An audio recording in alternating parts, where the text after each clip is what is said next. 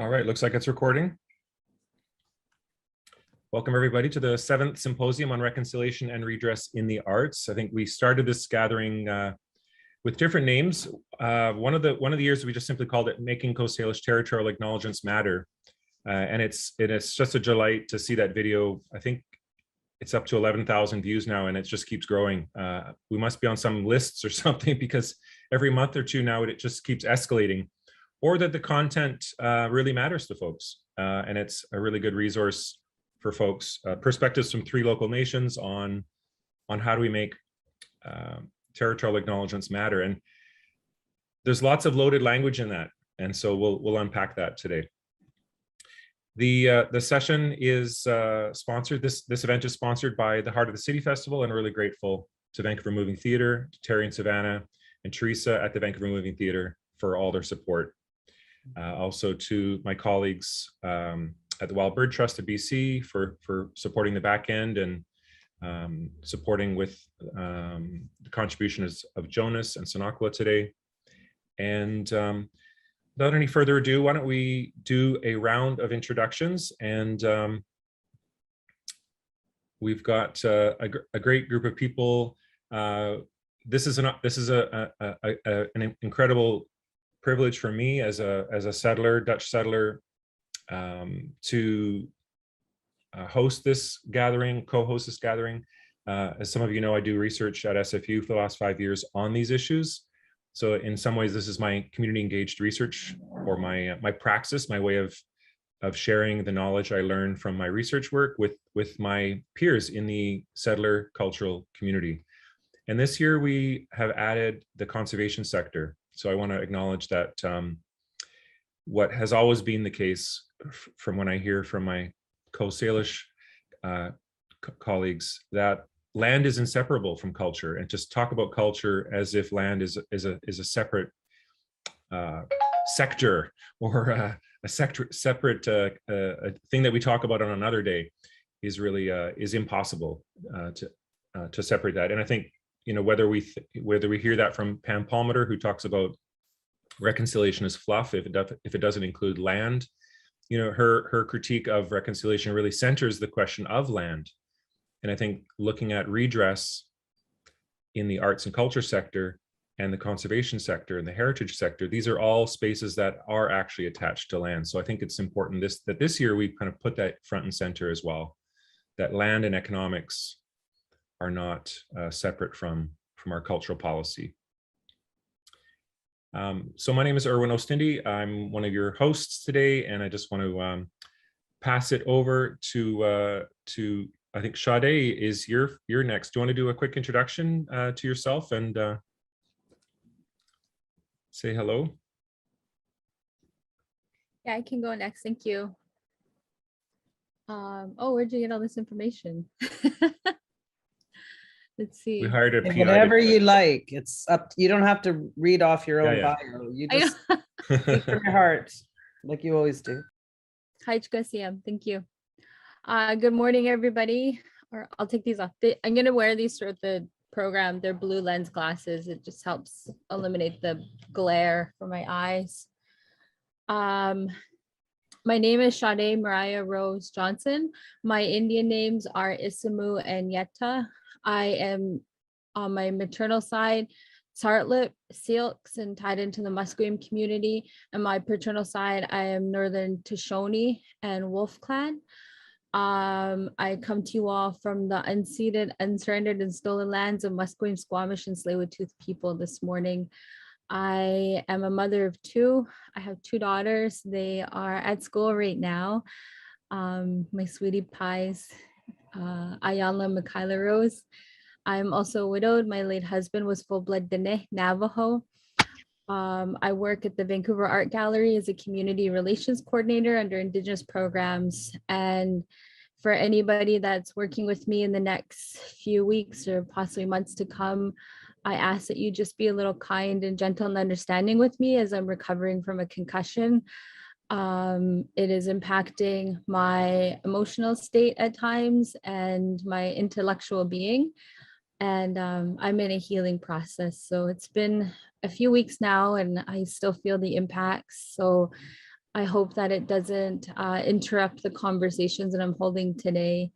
I am feeling a little bit tired this morning, so I'll do my best to navigate our dialogue today, but I'm happy to be invited with you all to be amongst amazing other Coast Salish people and to come and advocate and share the best we can on behalf of our people in the arts. And I do agree, like Erwin said, we don't separate the arts and the land, and all of it's intertwined. It's all a part of our life. I'm also a survivor of many things, and I navigate this world. I don't call myself a victim, but I call myself a warrior. And I say that I'm the voice for the voiceless.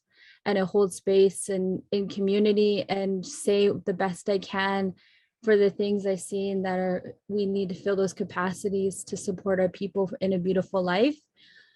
Some of our people don't have the communication tools necessary to say what they deserve, or maybe they don't even know what that looks like to know what they deserve in the next step forward as our community is going through many healing processes right now. For example, the 215, over 7,000 now children that are returning home to us. And that's very triggering to me, as my Silk side, my maternal grandmother attended the Kamloops Indian Residential School with her 16 brothers and sisters.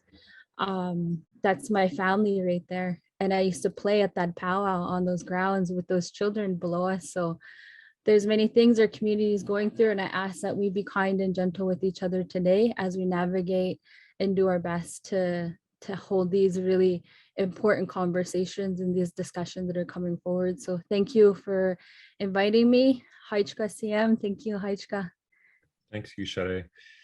And Cis, you've been with this work obviously your whole life, but you've been sharing it with us as well through this series of symposiums, and really feel honored to have you again with us, sharing your teachings, sharing your own lived knowledge. Do you want to say hello and introduce yourself for the folks who may not have met you? Sure. Hatsquile eich tnoya toits tanat quian quin shaman cis quian sna.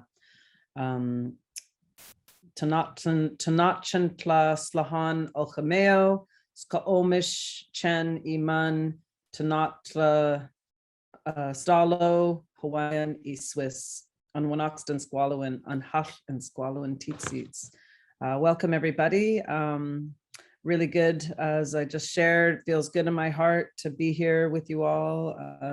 I'm coming to you live from the Coast Salish territories, the shared lands and waters of the Huamathguim, Tsleil-Waututh, and Skomish Olth. I am Skomish and Stalo, also Hawaiian and Swiss, and my traditional name is Toitstanat. If you don't want to try to say it, don't worry, just call me Cis. And yeah, and I'm really happy to be here with some powerhouses to talk about these issues, and to, I don't know, just to be in conversation is so important. Like we, you know, here we are a couple of years into this pandemic, and we're still very disconnected from people. But as Erwin says, it's like really important that we are still doing this conversation, and that people are visiting the site and checking out our past conversations. So I really look forward to today and to getting to hear everybody's voices, and to, I don't know, just to see where we've come to after 7 years of this discussion, and where we are going forward. Good. Thank you, Cis.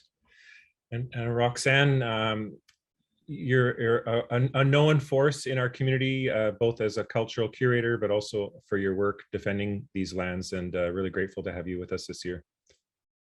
Thank you. Osium Acholtasium, Roxanne Sitsanatium. My name's Roxanne Charles, and I'm from Semiahmoo First Nation. That's where I'm joining you here today. It's a beautiful day out on the bay, and like many of you, I too am tired, and so I'm grateful for all the participants for being here this morning. And I don't really have much to say for an introduction, I often struggle to find the words for the work that we do, because Western culture often divides us into these little boxes. So my undergraduate degree is in education and anthropology, fine arts, and my master's I did in under the framework of a fine arts degree, but really it was an institutional critique of the ongoing assimilation that happens in our school systems, and how Indigenous peoples are forced into certain training that there's not often funding for us to go and learn how to carve our canoes or make our poles, or bring back some of the technology that's been lost. That's where my heart truly lies. So a lot of my work I look at as spiritual work that documents the ongoing oppression and violence on Indigenous people and the land, but it also speaks to a spiritual realm as well. So I look forward to these conversations today, and my hands go up to Erwin for all the work that you're doing. So OSIM, thank you. Thank you, Roxanne. Jonas, this is your first year with us, and grateful to have you with us. Also, Sinakla and yourself will be doing some of the questioning and the investigating with us as well. So grateful for you to join us today. Do you want to share a little introduction? Yeah, good morning, everyone. I'm Jonas Jones. My ancestral name is Tupolton. I'm from Tsleil-Waututh, and I have strong connections into the Squamish Nation. I'm an artist in residency at the Nature House, the Maplewood Mudflats, and co-hosting alongside Sinakla and Erwin Ustandi.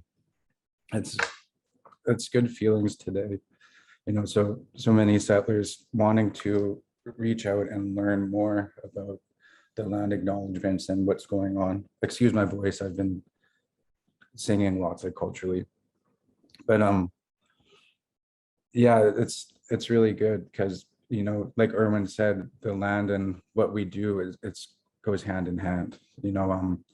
Our people as Stelmach, as Quilmach, we thrived off the land, we lived off the land. We're connected to the land, and we've been here for thousands of years. And when settlers came, what is that? Just over 150 years. Now I can't harvest down in Tsleil-Waututh. We can't harvest our clams. The only things we can harvest from our waters is our crab, because our crab have self-filters. Everything else is too toxic, and that will make us sick. And these are things that we need to strive for, to push for, to better our environment.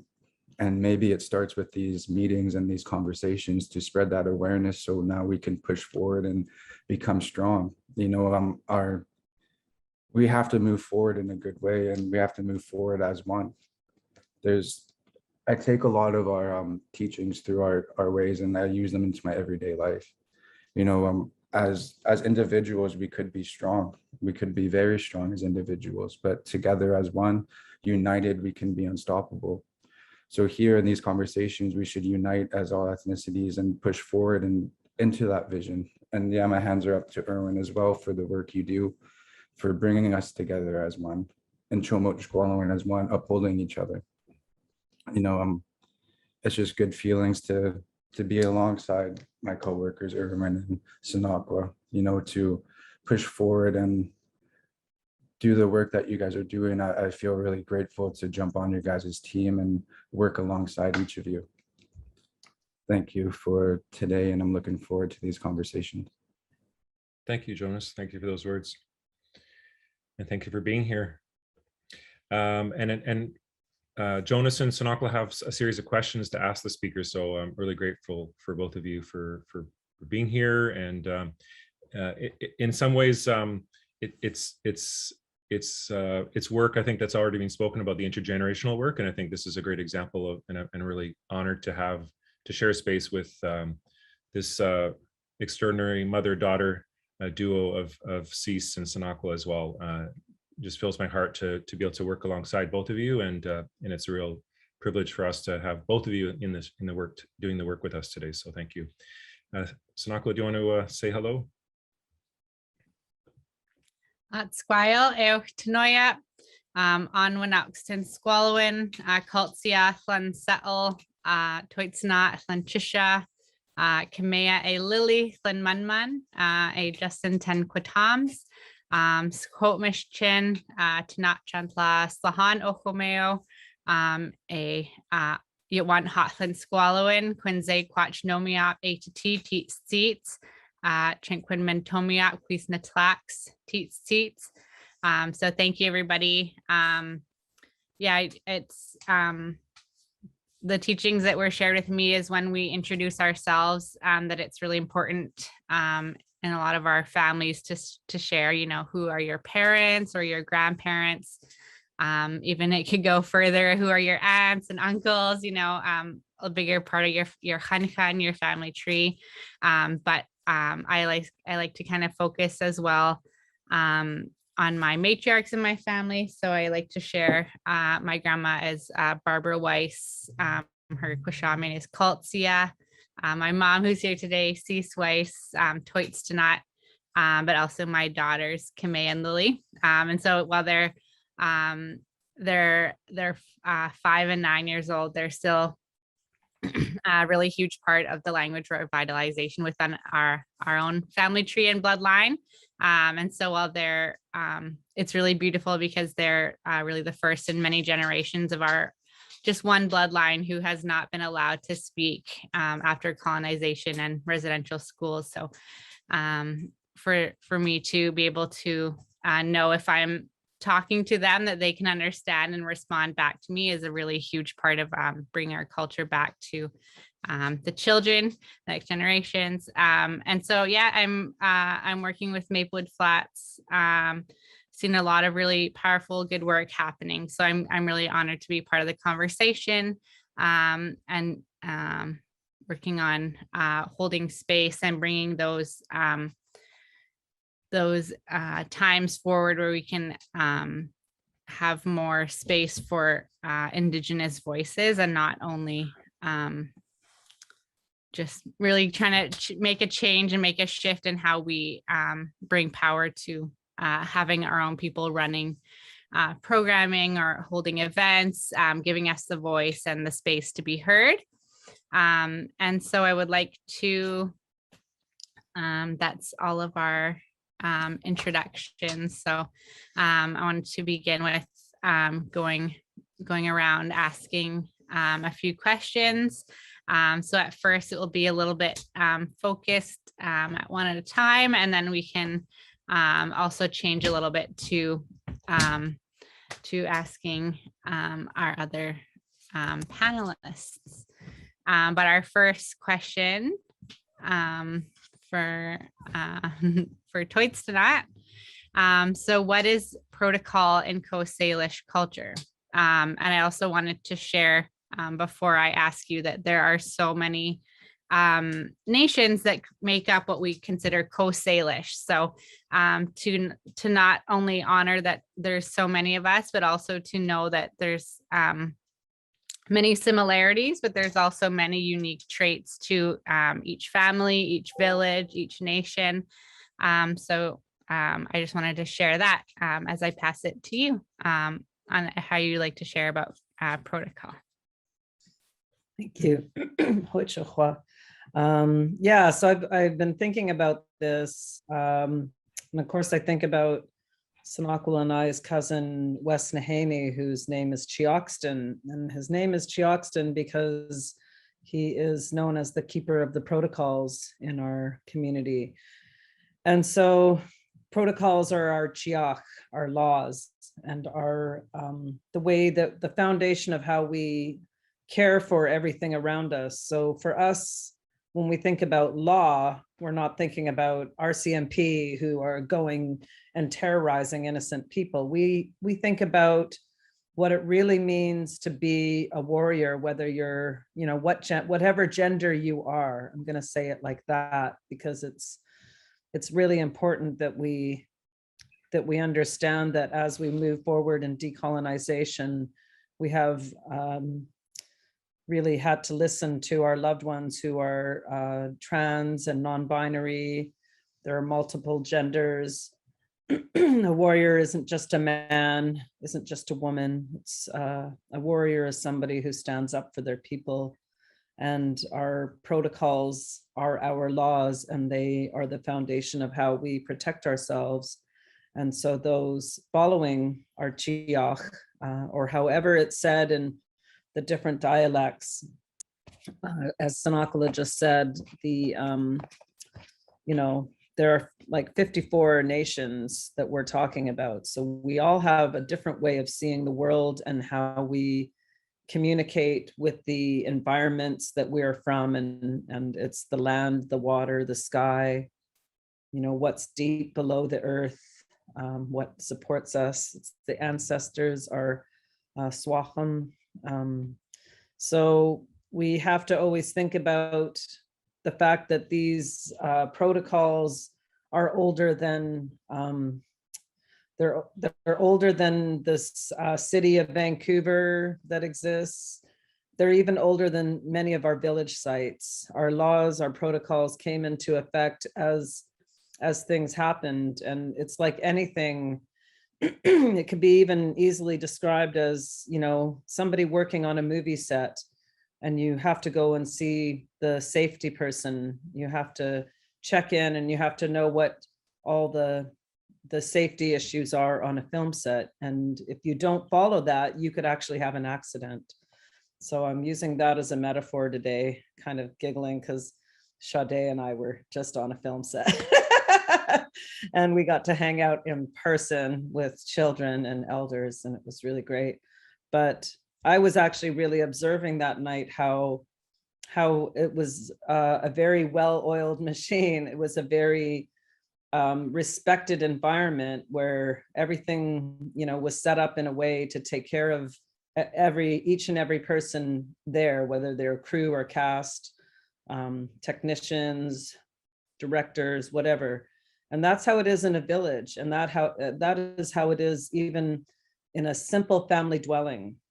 We think about our children, like with Sanakwala, she has her daughters and welcomed her niece into her home and is raising her as her daughter, and how she has to guide those children every day and teach them things so they don't harm themselves.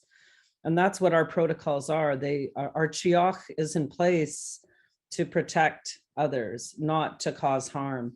And there's a big difference in the settler world where we're told we are, ordered, and we feel compelled to respect people in uniforms. But in our communities, at one time before colonization, we all wore our regalia. We wore our the clothing that we only occasionally wear now today in public, and not because we're ashamed of it, and not because it's uncomfortable, but because it's so precious, and because so few of our people know how to weave and how to carve and how to do things, that to even have a piece of regalia is like a really big gift. Everything I've learned, I've started off learning, knowing you have to learn the rules. If you don't know the rules, you literally cannot break them. And you only break them when you really need to.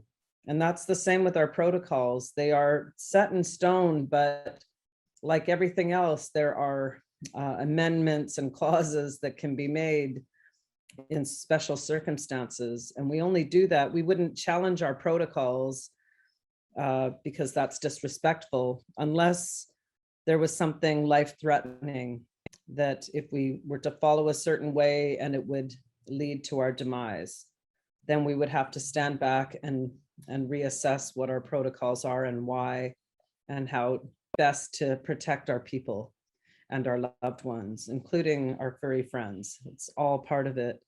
And Sanakwala can elaborate more on that because of her work with the Salish woolly dogs. So when I'm talking about that, this isn't a new world thing where people say, oh, Indigenous people only have pets now because, it's a colonial thing. But we have always cared for wild creatures. And in our communities, we had these woolly dogs that were part of our community, and they were part of our village, and they were part of everything. They were intrinsic.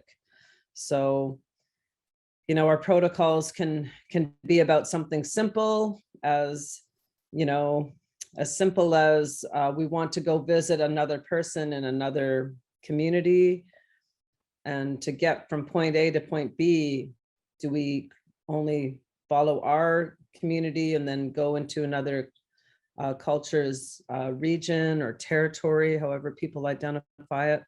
Then we have to think about how that happens. And I know that even within the Coast Salish lands and waters, people are not always necessarily practicing that, but it takes every individual and every generation to assert that action of protocol, and to say, I'm now crossing over into Katesy land, I'm now going over to Kwantlen, oh, I'm going over to, you know, going upriver to visit other people, or I'm going to the island. So when we go in these different directions, we want to think about, you know, what does that mean to go into people's territories and spaces, and how do we honor that?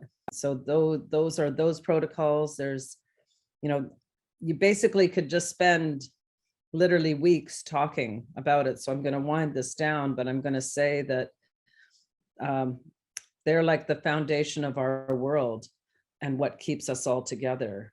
And they're very important to us. It's part of our heart.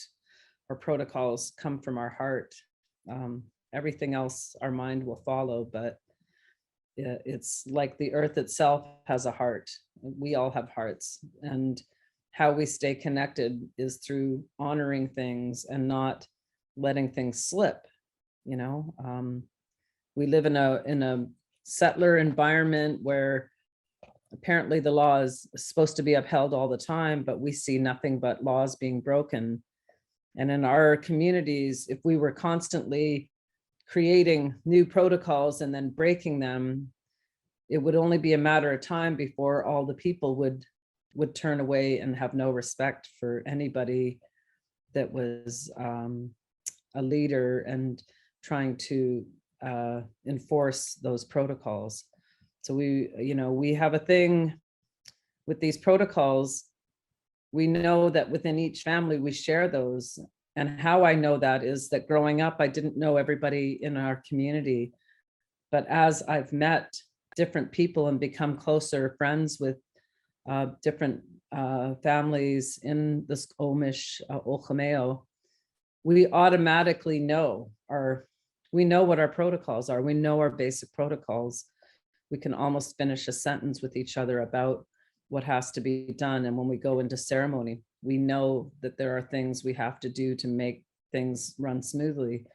And so when you see that and you know that it's an unspoken thing, but it is something that we intrinsically do our best to share with our next generation, so that when they grow old enough to be out and traveling with other families or visiting others, that they are respecting those procedures, those protocols, because they've always learned them. And it's something that we do, again, it comes from our heart. It's not a thing of you have to do this. No, it's you do, there's a fierceness, but we gently share that. We train our next generations into understanding and holding that with them. So yeah. It's a loaded question. Yeah, definitely. Absolutely. Thank you. Thank you. Thank you for your words. I think I really resonated. Very beautiful. And I was going to ask Roxanne next on the question.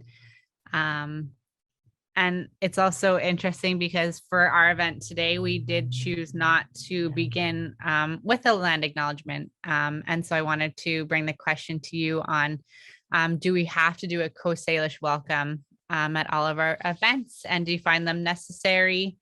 And perhaps looking at who would do them and when do we do them? So bringing that discussion from your point of view. Thank you so much. Listening to C speak about the protocols has me really thinking about relationships and reciprocity, which I think are very important in our cultures, and just even how our understanding of protocols spans beyond what protocols are for Coast Salish people, but also it shows and illustrates the relationships that we've had for generations with the Okanagan, with the Secwepemc people.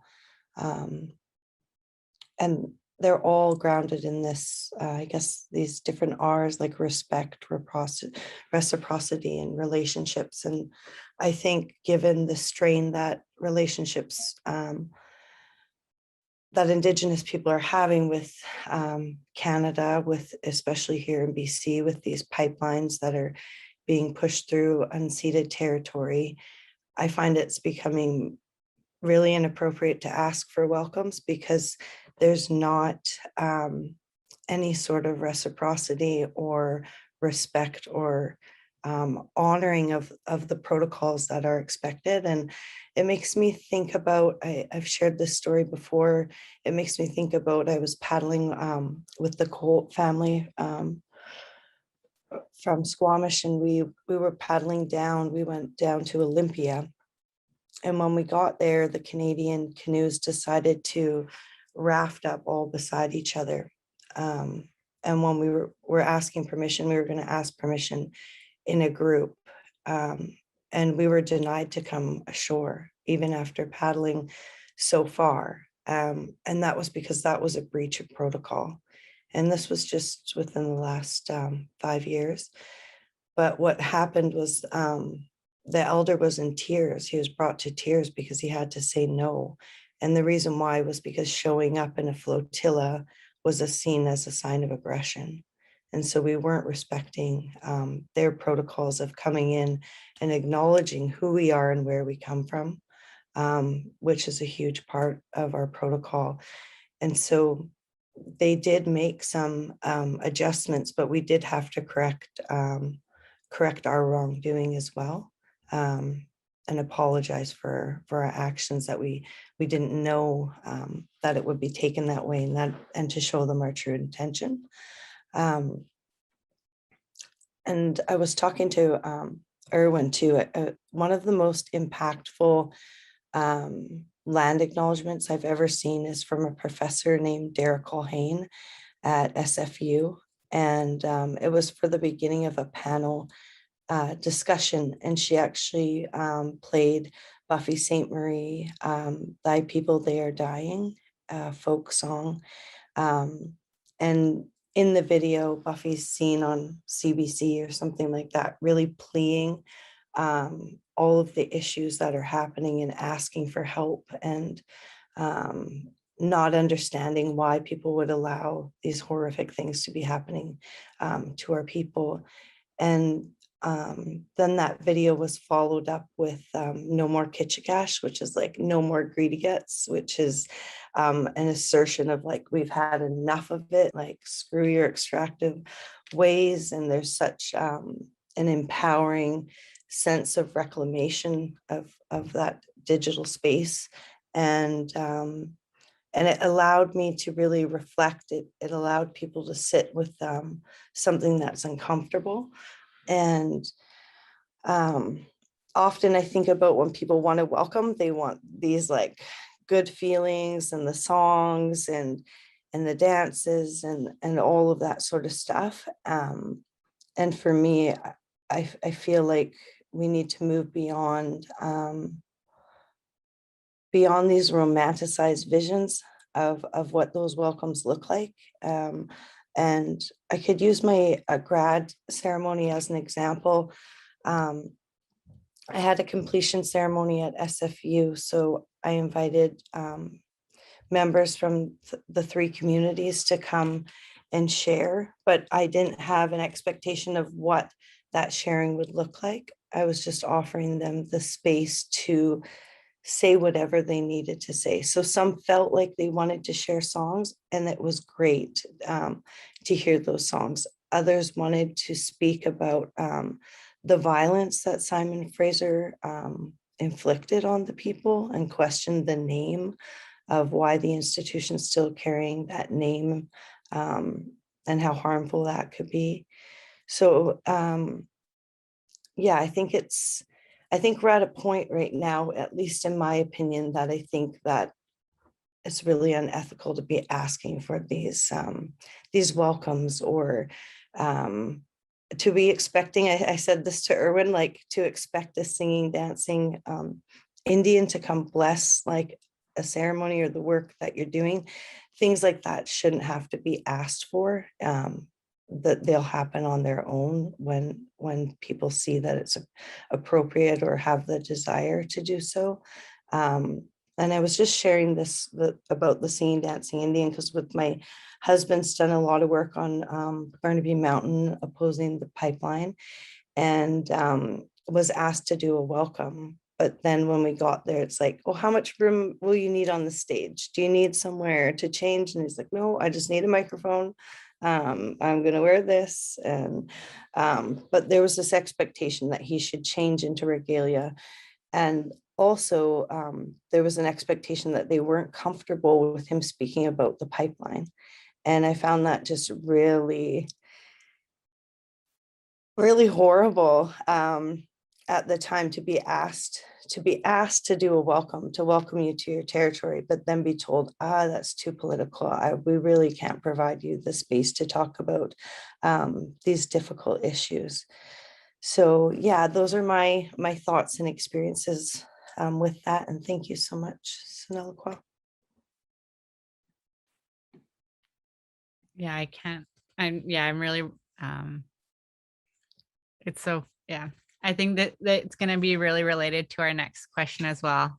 So thank you so much for that. It's definitely, I think it's a very complicated, complex issue. And so next, we'll be passing it to yourself, Sade. And so looking at land acknowledgements, often they can be virtue signaling. They're performative at sometimes as well. And so for me, like, I know not everyone, for just in case everyone here doesn't know, but previously, more historically, maybe like 10, 20 years ago, to do a land acknowledgement would be really more provocative, or it would be stirring the pot. It was kind of seen as more radical. Whereas today it's very formal. It's a check off the box. We've done it as an institute or a formal event. That's something that everyone is becoming fully accustomed to, and very scripted, I would even say as well. Not as heartfelt and meaningful. So the question for yourself, Sade, is looking at land acknowledgement. Sometimes they can be very much performative. So what are your thoughts on what would a real protocol based on our own nation's teachings, rather than really similar to Roxanne, where that point of, well, you can only come and wear your regalia and you can't talk about any political issues and you can only say thank you or something, like, where it's a very formal, kind of scripted and formatted version. So what would you say would be other ways of looking at land acknowledgements and welcomings from, rather than a scripted version from a corporation? Haichka, thank you. Haichka CM. Thank you, Cease and Roxanne, for speaking before me on this topic of protocols. I will add in that I am open to constructive criticism that helps us to grow. And with saying that, you don't need to be too careful talking around me. And then this will lead into, I'm a part of a dance group called Coastal Wolfpack Tatsu Stokaya that is very well known for dancing and wearing regalia and singing and doing protocol. So don't feel like you're hurting my feelings. I'm gonna cry. I can handle the conversation very well. And I appreciate it, actually. I like to see our people grow. I like to see our people navigate, move forward. I don't want to see us stagnant and still and stuck when we have the opportunity to do better, because all this conversation we're having, it's not about me and Roxanne and Cease. It's about the next 7 generations. It's not about us. It's about the ones who follow behind. And I became an auntie at the age of 13. I was given that responsibility to think of the next generations by my older brother at the age of 13. And I don't joke around about aunties and uncles like what we're seeing on social media right now. I've held that responsibility for over half my life now, to think of what's coming behind for the 17 grandchildren that are in my family, you know. So this is important conversation, and discussing our regalia and our song and our voice and how we acknowledge our land through protocol. It's important to have these conversations. And I've been a part of these conversations for over a decade. I've been able to sit at the table with the elderly people, and some now have passed on. And I appreciate that they've given me that space as a young woman to sit amongst them with my family. So with that, I'll just piggyback a bit off of what's been said and ride the coattails of the ideas put before me. So like Cisa said, these are our laws. And what I understand with our protocols is there's a similar, like within our ceremonial settings, I'm very fortunate. My sovereign Indigenous knowledge has always been there. I've always had access to our ceremonies. I can walk into any one of our longhouses within Coast Salish territory. I attend, because of my Silk side, my Okanagan side, Northern Plateau, I'm welcomed into Plateau style ceremonies and I'm accepted.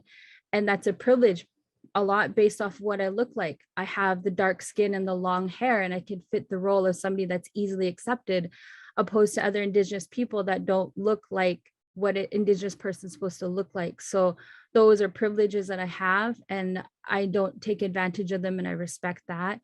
And with that, I have access to being in a ceremonial setting and also welcomed. I'm welcome to sit amongst those protocols and those ceremonies with me and my children, and anyone I bring with me were received well. And that knowledge I carry and being able to witness these protocols played out in front of, not played out, witnessing them in front of me and my family that I attend, that similar flow that we see at every single ceremonial gathering. We know what's next. We know when something happens, okay, well, this is next. This is the next set of events. And that similar ongoing of events, it makes it easy for us to attend these ceremonies and to participate, be a part of it, in those laws, make it easier for us to live our life through our ceremonial settings. And then now into protocols, and in terms of settler relations, and myself being a performer, a singer and a dancer, and being a part of the conversations that's happened over a decade ago with elders that have passed on now. Yes, at times they can be very performative for those organizations that invite us to participate and be a part of those check off the box. Okay, we did the Coast Salish welcome, now let's go on with our events, right? And you can feel that.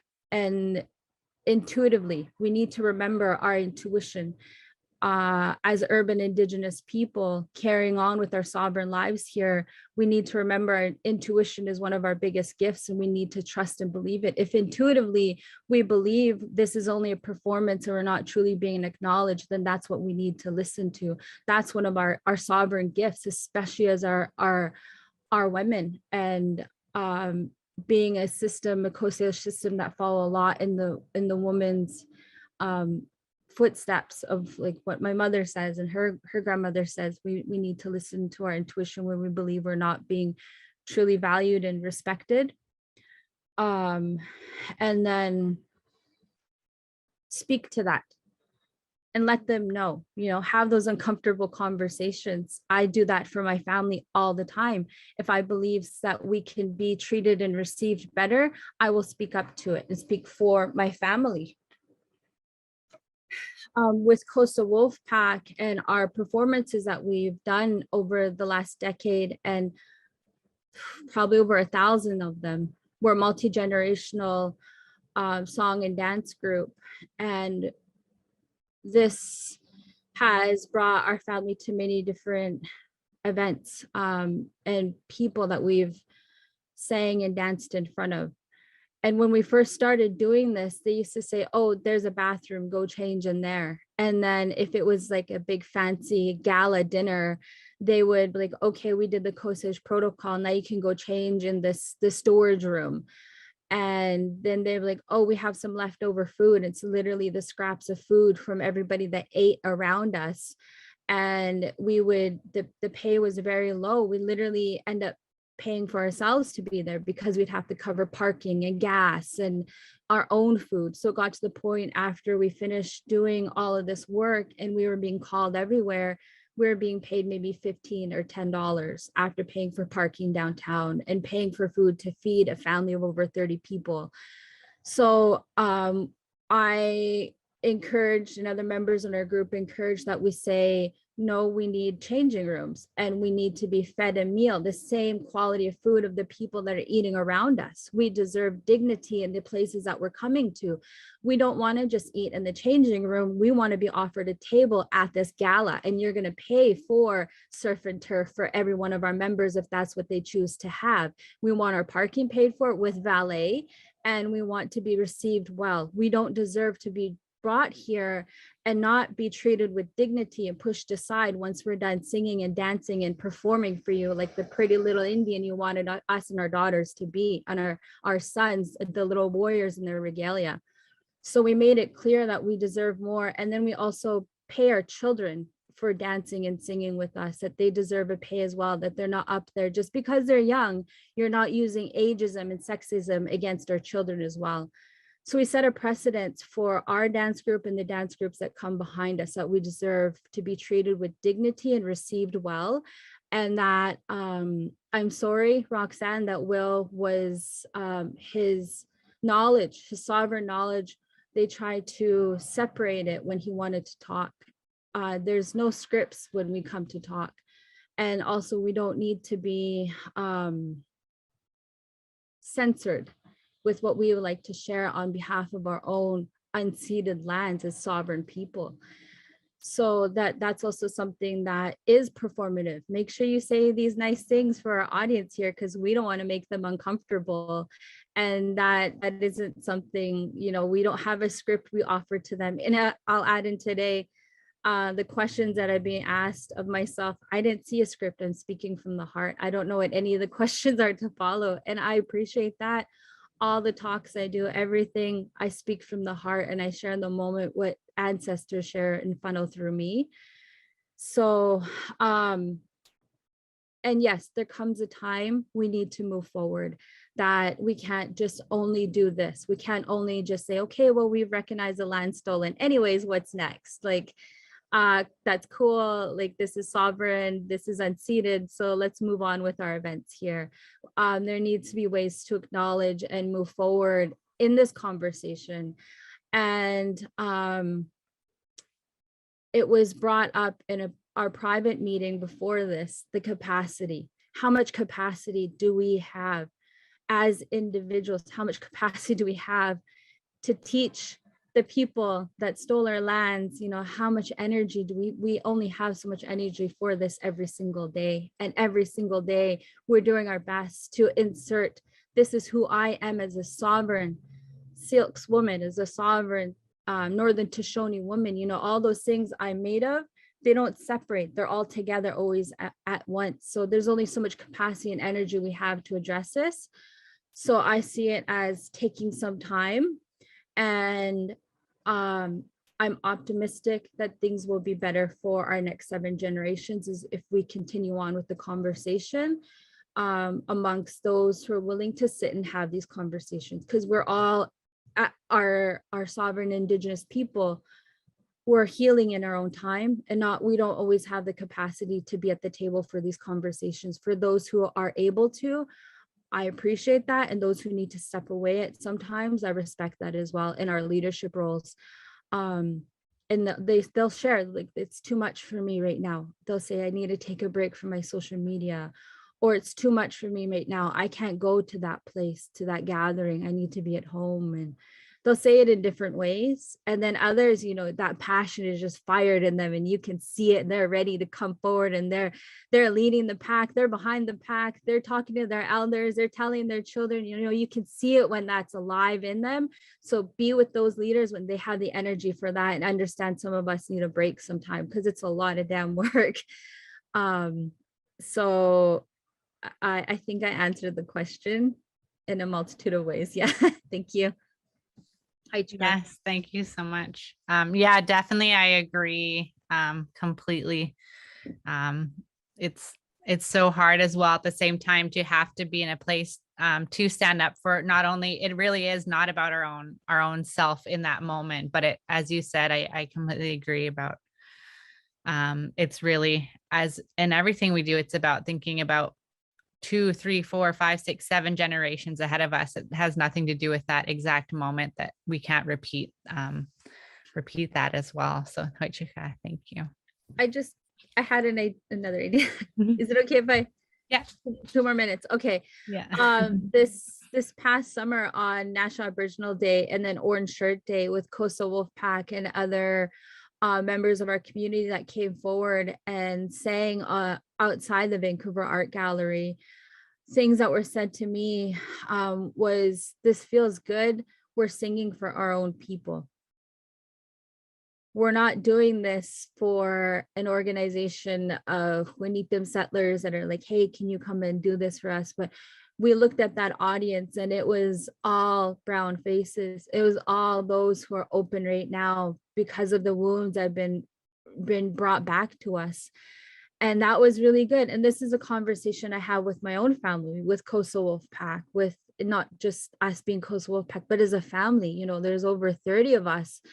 And then also other performers. I'm like, you know, we don't only need to do this for these welcomes, but we need to remember to do this for ourselves. And that we also reach our capacities, that we just, even for ourselves, sometimes like, okay, great, another event we have to go sing and dance at, like, where is it, what time do they have to get there? Like, we just run through the acts of it, and we forget to take care of ourselves. So with this, this time upon our people, this pandemic, we haven't been able to gather. There's been some small gatherings, but there's a guy that got the bone stuck in his throat. We haven't been able to gather. So with the 21st and 30th, some feedback I got was it was nice to sing for our own people again. And then they were remembering ceremonial settings we get to be in, like Roxanne said, canoe journeys, for example, that those are more public events that I'm willing to talk about on a public platform. So we need to remember to take care of ourselves and use our song and regalia for ourselves at times. So yeah, thank you. Absolutely. Yeah. And I've witnessed the Coastal Wolfpack many times, and it's so moving every time, just seeing children, like just so many generations together. I'm like, oh, it just really fills my heart. So yeah, well, I'm not, it's a very complicated conversation. Exactly. So it can't just be taken as come perform and then go back and you have pay for your parking and we don't care what happens after. We do need that relationship, and we need all that respect that and integrity that goes in to the work, and respect for everyone who's there. Thank you. And so our next portion of our panel. So shortly after this, we will be doing some breakout rooms as well, just to give everyone a little preview of what's happening. And so next we'll be speaking with Erwin on the question of what are some of the ways that how settlers can have a relation, what can the settlers also do around land acknowledgements as well. Thanks, Sonakwa. Yeah, and I think I'm thinking about the this is especially thinking about the video from 5 years ago in 2016. And that was at an event at SFU. And a lot of our symposiums have been hosted by SFU. And to the point about SFU and performance, I think about my colleagues when I receive an email from an SFU colleague, and it typically in the bottom, it talks about SFU acknowledges, that it's on these particular lands of, different campuses. I often say that SFU is, like many universities, a real estate development corporation, which also provides educational services. And I think it's notable when you see the Vancouver Sun headline, I think of 2 days ago, where UBC has bought up 15 hectares of land in Surrey. And it's very explicit that they're buying the land as capital investment to leverage their investment portfolio. So that's the headline in the Vancouver Sun from UBC's purchase of land in Surrey. It's very, very clear that they're involved in land development. And when you think about SFU in the downtown east side, the $50 million that SFU received, and the fact that there's no community amenity in the Woodwards complex here after the community fought for infrastructure at Woodwards, and yet SFU runs a thriving campus there. So it's great for SFU, but I think it reminds me that when we do land acknowledgements, as someone affiliated with that institution, it's an opportunity for me to kind of bring that conversation back to the fact that, for example, Tsleil-Waututh Nation and SFU, what's going on with the land sales on SFU Burnaby Mountain. Millions of dollars of profit are being accrued by SFU, and yet they charge Tsleil-Waututh students tuition, right? So when do we have that conversation amongst the administration and the faculty to say no more charging of tuition to our Coast Salish hosts? It's an abomination that we are making land sales and charging the original occupants of the land whose land is unceded. So that's a way that I would do a land acknowledgement if I was in an event with SFU. I also think that it's important around accountability that we really, I often use this example, this parallel example where violence against women is a men's problem, right? Men have kind of used their privilege. We've used our privilege to kind of say, oh no, women will clean up this mess that we cause, this harm that we cause, right? And it's the same thing that we know violence against women will only end when men end the violence. And much like colonialism is not a Coast Salish problem. It is a settler problem. We are the ones that gain the privilege from this system of colonialism, of genocide. And I think when Shade is talking about Kamloops, I think it's really clear that to have genocide, we need settler denial. You can't have genocide without settler denial. And so I think we have a responsibility to show up to confront that denial. And what that means is that we also carry the work. And so when to the question that Sanakal has asked, I think it's important that we as leaders in our cultural organizations, in our communities, we practice that. And that when we have an opportunity to do land acknowledgements, we do not need to borrow the labor of a Coast Salish person for us to acknowledge these issues. These are truths that are not truths for Coast Salish people, these are truths for settlers. And I think othering these issues as if they're an Indigenous problem is just fueling colonialism, right? As long as we continue to think that reconciliation is some type of a panacea, we are actually furthering colonialism, because reconciliation is a federal colonial project, right? Reconciliation is not a solution. Reconciliation is actually a policy, a federal policy, just like multiculturalism, right? Multiculturalism is so that there's a white population and a other population. Reconciliation is there's a Canadian, and now there will be an Indigenous Canadian, right? So the federal project requires reconciliation to succeed. And what it does is it obfuscates the sovereign rights of Coast Salish people on Coast Salish lands and says, oh, for truth and resolution and reconciliation, you just need to now be equitable Canadian citizens. As Russ Diabo talks about, a fourth tier of lower than municipal government, right? So that's what reconciliation is about. And so what Pam Palmater and Russ Diabo and Judy Wilson and others talk about, that redress is what we need to be talking about. And so let's talk about redress as we do our land acknowledgements. And we can inventory our own spaces. If we're in a church or a union hall or in a campus or a theater complex, we can just simply inventory the work, inventory the place.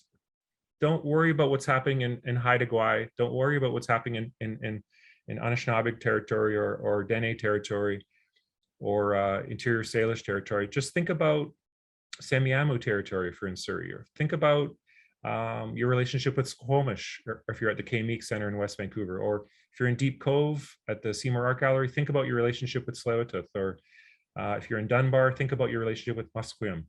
You know, just take care of what you can take care of. Think globally, act locally, and then we'll actually get somewhere. And if you need to just do an uncomfortable silence, then just have that uncomfortable silence. And after one or two of these uncomfortable silence, people will be like, oh gosh, can we actually do something about this land acknowledgements? Can we actually make something happen? Because this inventorying of nothingness is really painful and embarrassing. So I think it's better to actually have an uncomfortable silence, or to say, you know, we're learning. And then a month later at your next event, when you do it, you know, if you keep saying we're learning, it's like after a year, people would be like, wow, you guys are not learning very quickly. So what it does is it requires us to think about our policies, our own organization's policies, our own relationship to the nations. And so if we don't have those relationships to the nations, it's going to force accountability. So that's why the virtue signaling of the script, as Sanakwa talked about, this script. And isn't it horrible? I feel so embarrassed for my Coast Salish friends when we talk about, we're so grateful to be able to play on these lands. You know, that it's like, to Roxanne's point and Shade's point, there's so much harm. We are in colonialism now. Colonialism didn't happen in the past. We are in colonialism. And it humbles me, and it makes me feel very sad when I think about that. You know, as a 54-year-old person who's grown up here on these unceded lands, that it took me this long to realize we are in colonialism now. And so to suggest that we are so grateful to be able to play on these lands is deeply problematic. And so my ask for other settlers is to think about how we can do it better, to carry the labor ourselves, and to really inventory and to do a place-based approach. So that would be Sanakwa, my bullet point thoughts on that. Absolutely. We are going to shortly begin a breakout room, but I wanted to share some words that really came to mind from everyone's talks. And these are from young Indigenous queer youth who I've worked with through different aspects of the art scene. But what came to mind for me, Valine Jules, who's Nuchalnuth, who in some of their spoken word had said, okay, great, you've done the land acknowledgement. We acknowledge it, we're on unceded territory, and now give the land back. So very much, if you were having a formal land acknowledgement, they're not gonna say, I'm gonna pass it over my whole organization to empower the Indigenous families, all generations who are here right now. They're just going to say, thank you. We're glad that we are able to do this, you know. And another, something that also came to mind from Raven John, who's Stalo, another Coast Salish relative. But they just liked through their art and performance to really play around with that. Like for me as well, I feel very disturbed when I hear people say, or it's almost always in an email signature, that that settlers are grateful to live, work, and play here on Coast Salish territory. But to me, it's not a compliment. It's not actually saying thank you. It's really a backhanded insult. And so Ravens, some of their work was to like, look at the happiness. And now I'm going to taint it with really horrible memories, because that's what colonialism has done and continues to do. It's like, well, you're playing in a field, we're the bones underneath that grass, where our ancestors are not even especially now with all the residential school news, which to our families, it is not news. It's something that we've been told about. We're aware of it. We've known about it for when it happened and as it happened and as it was hidden. So definitely to change how these scripts go, that people just copy and paste. I'm grateful to live and play in your Coast Salish territory, but you wouldn't go play in someone's graveyard and then say, I'm grateful to play in this playground that used to be your graveyard. So looking at how organizations or governments and looking at how, to me, I feel like I'm complimenting and thanking the Coast Salish people. But if you look and change your perspective, if you are a Coast Salish person hearing, I'm grateful to work and play, I'm happy to play here. Well, we don't get to play. We don't have comfortable lives. Like I hear people who are rich say, I'm not rich, I'm comfortable. Well, I've never been comfortable. I've always been outside, or I've always been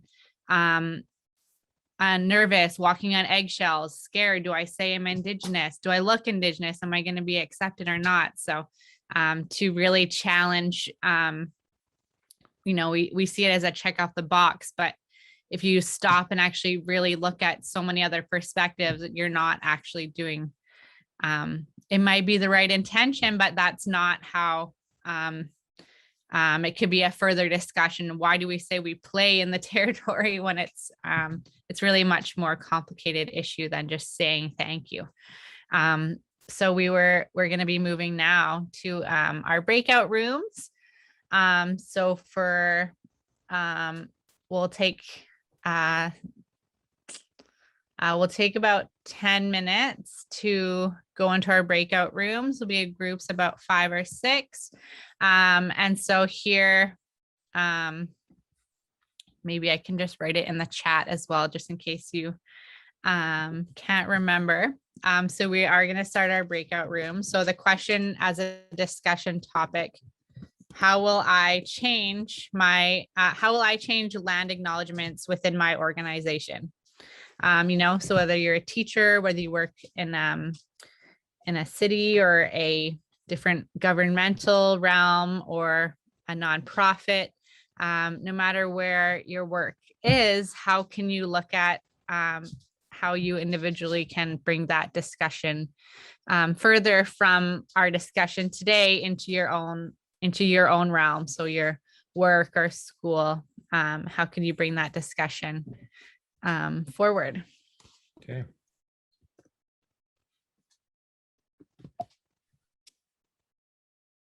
Okay, so if I can just get you all to, if you're comfortable, to at least unmute for conversation, or hopefully even putting discussion in the chat, but we will go out. We only just got to the point where we could really bring the meat and potatoes to the table. So I don't know what happens next. Wanted to say that for our group, because we're like, we all had some good loaded things to share. Awesome. Well, we've got 25, or no, we've only actually got about 15 to 20 minutes. Is there a group that wants to jump in and report? I'm mindful that not everybody in our group got to speak because we were just like gunning it. I mean, I know who you are, and I feel like if you want to take the floor in this space, that probably would be a good thing, or not, up to you.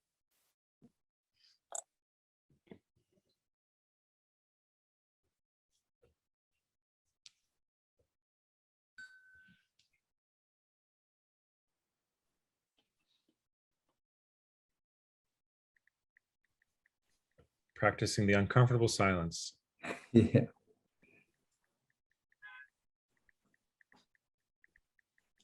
Well, Can you ask the maybe- question again, Erwin? Go for it. No, what did you just say before the uncomfortable silence? What was the question? Oh, just reporting back. We've got 16 minutes to hear some of the awarenesses that folks made. So you could do it as a group. Like one person could say, this is what we kind of heard, we spoke about. Like I know Sobi Sobi was talking about the experiences that he's been having within his community, which opened up a conversation around, which led towards white supremacy and kind of what does it mean to perform as Canadians.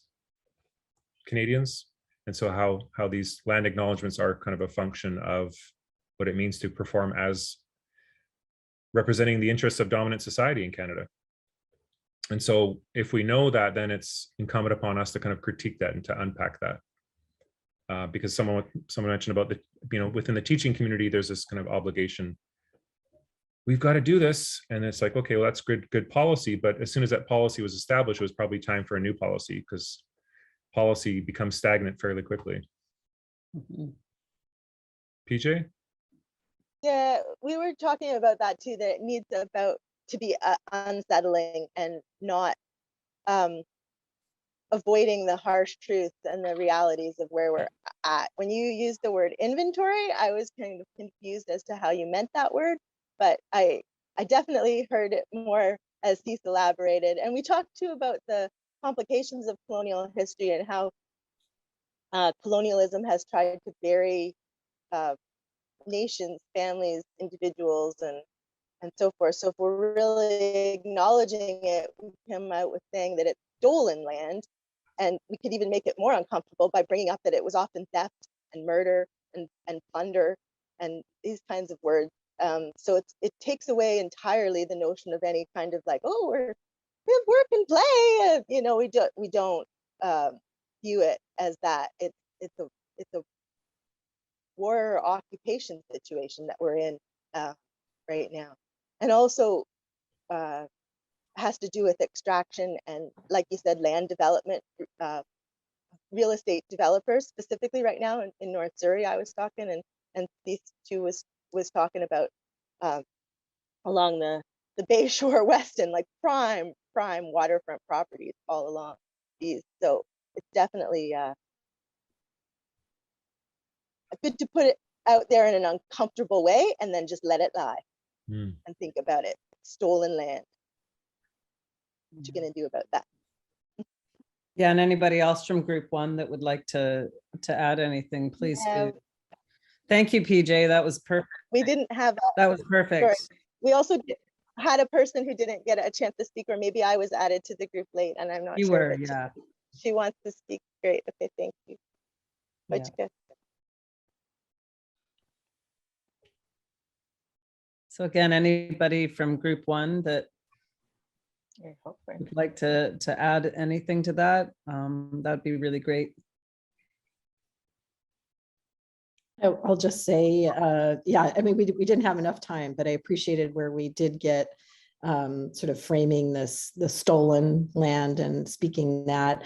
I am speaking right now from Coast Salish territories in Seattle at the University of Washington, and it's interesting to participate in Canadian discussions because I don't feel like land acknowledgements are a routine part of our lives here in any way. So that's what I'm reflecting on with these conversations.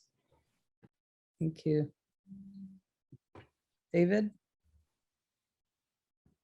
Do you want to add anything? Cheers, thanks so much, sis. I really appreciate PJ's comments. Specifically, we were speaking about my experience and, for example, one of my organizations, Arts Council of New Westminster's ongoing hope to recognize and be welcomed by the Kikite Nation as we continue our work in New Westminster. And I really appreciate being reminded about the contemporaneity that these are things going on now. And these are relations that require our work and our attention now. And we must, though our colleague in the States, I totally feel with my colleagues in the States how we have more work to do. We make these regular acknowledgements. We also need to keep them irregular because they have to be of the moment, they have to be meaningful and born out of our personal relationships. Thank you. Yeah, so when we were talking, it even became apparent to us, just the way we said it sounded like, it just sounds a bit of a farce. Oh, so proud to be living and working on stolen land over the, when we get deeply into it, especially after this year, it could be more like that acknowledgement that we all put in our signature. I deeply acknowledge that I live and work on stolen lands on the bones of children, I mean, that in itself may need to be something that we acknowledge in our land acknowledgements, because as Sanakula mentioned earlier, this was all stuff that, even she grew up knowing that from her grandmother who attended residential school. In Sanakula's lifetime, she witnessed her grandmother being able to, go from trying to get her to start learning the language in any way she could to, teaching her economics and how to understand doing taxes. This was all by the age of 14, by the way. And then, by the time she's 16 and she was working at the Museum of Anthropology, she had to do a presentation piece on residential school. And so she spent time with her grandmother talking about that. And so as a young woman in her mid-20s, she has already had these hard conversations in her teenage years, her childhood and teenage years, with her grandmother who attended residential school. And in my mother's gentle way of sharing has, brought out those ugly truths. And so so we look at that generation, Sanakula's generation of people who have family that attended residential school. In all of our land acknowledgements, none of us are actually acknowledging that, but I feel like after this year, there needs to be something further acknowledged in that land acknowledgement. Our group talked about everything that we say is so pleasant, but we do need to unearth those dark truths and say it the way it is, because there's no gentle way to say we are all benefiting. Even myself, I'm benefiting off of the tragedies and the horrors of the ancestors before us and everything they went through. Even knowing what my mother went through, knowing what my grandfather went through, knowing when I read about our family's history in Vancouver, there are really heavy stories that are unearthed, and they all go back to residential school, and they all go back to stolen resources. And I shared briefly how I lived 3 blocks from the site where my family established a ranch, Kanaka Ranch, and that the developers pushed out my grandmother. She stood up, she was given recognition as a squatter, but she couldn't pass her land on. And so her granddaughter secretly sold the property, and they all had to leave. So, there's these laws that have been put in place to steal our lands have also further implemented themselves into our communities, creating lateral violence and damage that goes undealt with, and that hurt stays even within our own family. There's a lot of hurt about what happened there. And so can you imagine what it's like for everybody where there was, hi, we're just building a city here, and we don't care that these 3 nations were here and that other nations have come and been given permission. Before those tall ships entered these harbors, when canoes from other places came, they either came to steal women and children and food, or they came to feast with us. And if they were coming to feast with us, they asked permission to come ashore. If they were coming to steal, they just came and stole. But there is, in all of these nations on the coast, even though we came to a great peace before we met settlers from Europe and other places, we already, in a sense, established an oral peace treaty.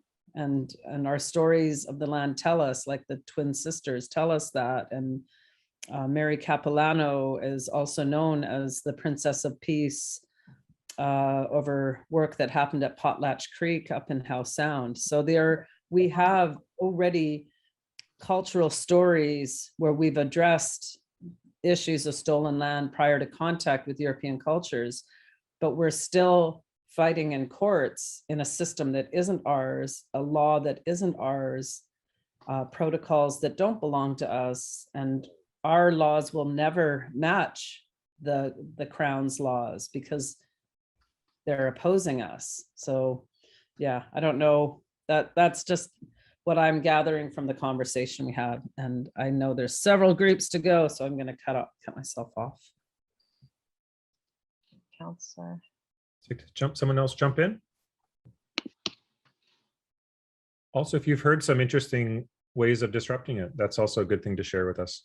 Yeah. I threw in that chat that comedy piece about fairness one sketch. I'm getting a little tired and feeling repercussions of the concussion, but I showed this. It says, until our hearts have hit the ground. And it's Aboriginal mothering, oppression, and resistance and rebirth. And this, until our hearts hit the ground, is a teaching of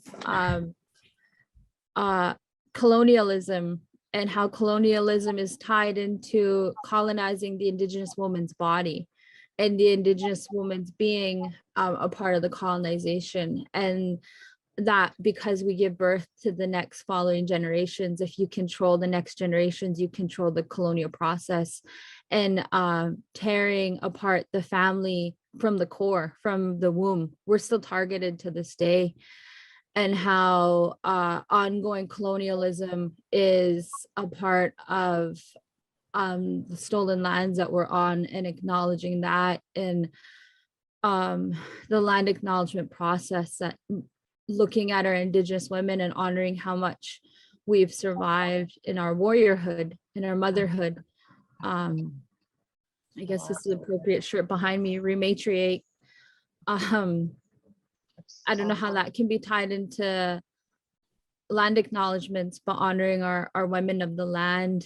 I don't know if the idea I had of the studio spaces can be brought up now. I don't know when you want to discuss that, Erwin. But we'll have a couple hours this afternoon to talk about those solutions.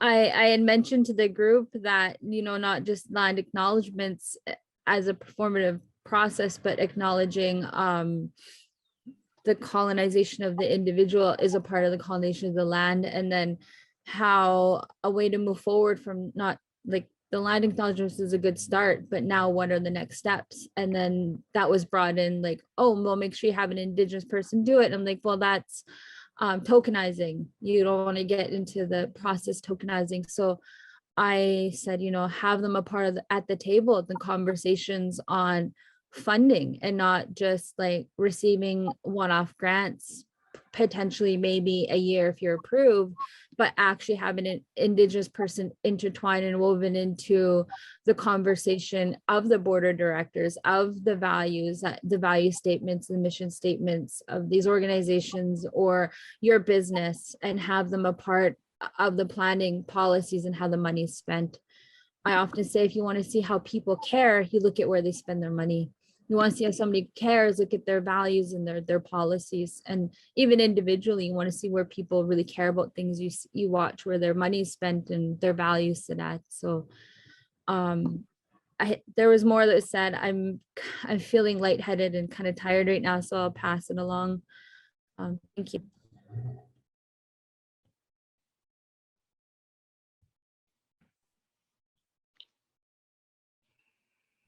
Okay, and last time for one more, and then we're going to have a bit of a music break, and people can make some tea. So anyone want to jump in with one last? I wanted to go for it, Sobi. Yeah, I mean, our group heard me use a shift in terminology, so I just thought I'd bounce it here. But I've been using it. It has had some good effects, using land accountability versus acknowledgement, and that's shifted the conversation a little further, because everyone already knows. There's no need to acknowledge something you already know. So I think that's been helpful. And just to kind of pick up on the earlier thing about, immigrant communities, Filipino communities that, may feel, as Nadia was saying in our group, feel uncomfortable, challenging the settler society that they worked hard to get to, so that, it makes it that a lot of immigrant communities sometimes veer towards conservative values to fit in. And so these conversations are very sensitive in the Filipino community, and because it really challenges their sense of status and that sort of thing. And it's also very uncomfortable to bring up these things. So what I've found is that in my own family and in other circumstances, it's really, I think the arts is beautiful to be able to help people understand maybe the education that they're lacking in a way that, speaks to how we understand things culturally through stories and arts. So sometimes it's not going to happen in a short period of a starting of an event. It's going to happen more in the body of the event. And especially when it can be more intimate and less, separation from the audience. Yeah, I appreciate that, Sylvie. That reminds me when Coast talked to me, I think maybe he shared it a few years ago with this symposium around like what I would describe as the political economy of that acknowledgement. And so then having a festival like the Catalano Festival, which has historically been like one of the most white festivals in Vancouver with all white rock bands. It's shifted a bit in last year, but rather than having that kind of welcoming at the very beginning with like 30 people watching and then 10,000 people arrive later on, right? So thinking more critically around how is that engagement with the local nations done? And like you're saying, Sylvie, like do it in the middle of the event, make it a part of the event. Don't do it as Sanakla was talking about, like a checkbox at the beginning of the event. So any thoughts? Did that work in your group when you brought that up in terms of like, can we make this a part of the integral part of the program rather than something done at the beginning? Well, I mean, when we are in a position where we've had the funding, we've brought in artists, aside from the land acknowledgement aspect, which has been definitely a part of it in many cases. But yeah, to have collaboration has been a chance to do workshopping before the event leading up to. So that's the sort of way that we've done it, is sort of like more in the process of the construction of the performance and, during the event. And then, there's the closing where there's a chance to really have more of a community feel where there's like, everyone's together in a circle and can kind of integrate what happened during the experience. So I think that's ways it can permeate through. And yeah, the program notes as well as another place. But yeah, acknowledging that there's a lot of, it's the younger generations that respond more readily, who have the privilege of the education, and it's the older generations that we have to work harder to like bring over. So the safety of a performance is definitely a benefit to be able to do that. Good. I really like that land accountability, because for me, like if it was just an organization saying like, we're decolonizing, we're doing the thing, we're really good, patting ourselves on the back, it's kind of like, excuse me, like I don't feel that, I don't see that. Maybe you're doing it behind the scenes in policy, but I don't see it actively happening. But maybe that accountability instead of acknowledgement, I found that really struck me as like, we're very much actively benefiting from colonization. We're learning, we're in the baby steps, but rather than just saying we did the land acknowledgement, we're moving on. I think that accountability, even that word, and instead of acknowledgement, yeah, because acknowledgement is kind of like, okay, we're gonna still play tomorrow, and the next day we're not going to change our actions tomorrow. And then on that note, I just wanted to Yeah, I just had a brain pop here where, I'll add another word. So land accountability strategy. So, when one of the openings to our a conference we had on Filipino indigeneity, we brought in the canoe as part of that protocol. And that was all definitely under the guidance of Squamish consultants.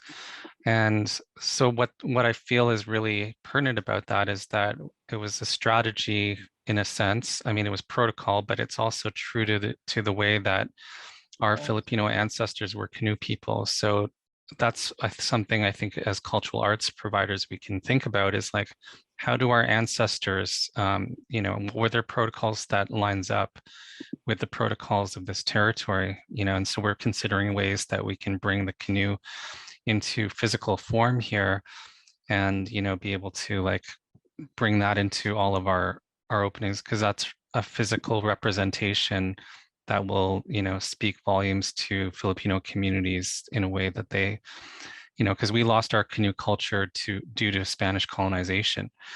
So it will bring back that hopeful piece to help us understand, where we are in relation to the canoe culture here.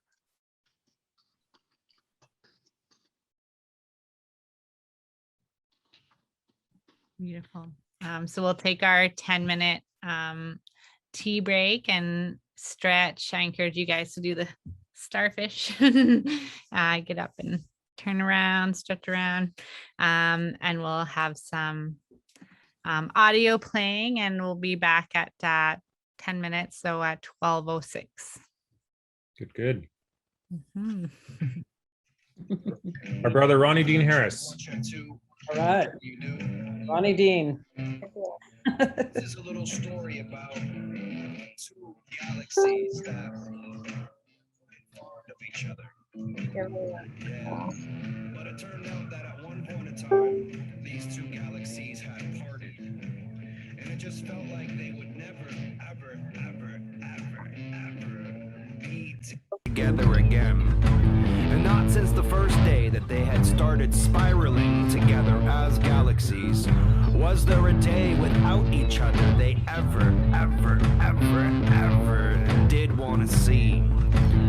And so they'd have to wait to spiral together, wishing they could be nearer, knowing it would be better, and they would feel things getting clearer now, and they would dance towards the center, the electricity between their feathers, a gravity allowing them to enter another winter they could weather now.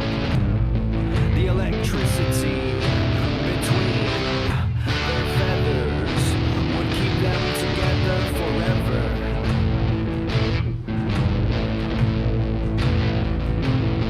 The electricity between their feathers would keep them together forever.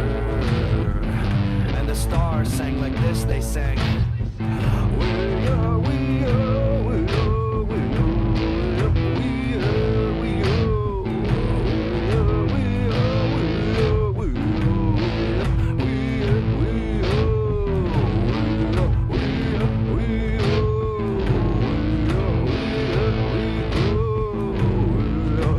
And then the stars stopped, and somewhere way out there on the far edges of space, each of these galaxies began to feel a little bit heavy and dark and lonely out there. Yeah.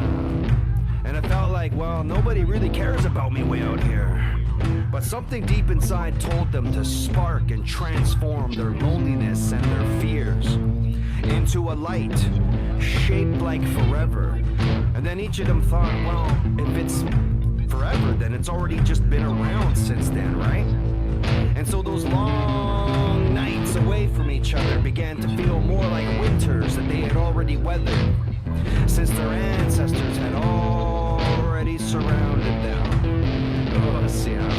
And so they began to dance and to spin towards the center of the universe, knowing they were interconnected to all their kin. And they began to feel no more distance between each other because they knew they were connected through their ancestors, but also through the ancestors of their family and their friends. That's pretty cool, right? And so they closed their eyes and they could see each other smiling, and they thought, oh, what a long time it had been. And in this universal and galactical round dance, they could see the hugs and the handshakes all filing as their loved ones began to put their griefs and their sadnesses to an end. And the stars sang like this, they sang, we-oh, we-oh, we-oh, we-oh, we-oh,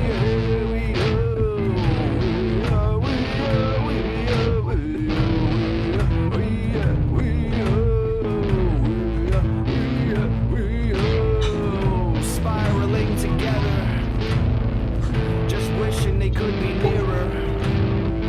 They knew it would be better, and they could feel things getting clearer now. And they would dance towards the center, the electricity between their feathers, a gravity allowing them to enter another winter they could weather now. And they waited to spiral together, wishing they could be nearer, knowing that it would be better, and they would feel things getting clearer now. And now we dance towards the center, the electricity between our feathers, a gravity allowing us to enter another winter we will weather now. Hey-oh. And they spun, and they spun, and we spin, and we spin, happily ever after. And whatever happened after that, we still haven't remembered yet. Ocio.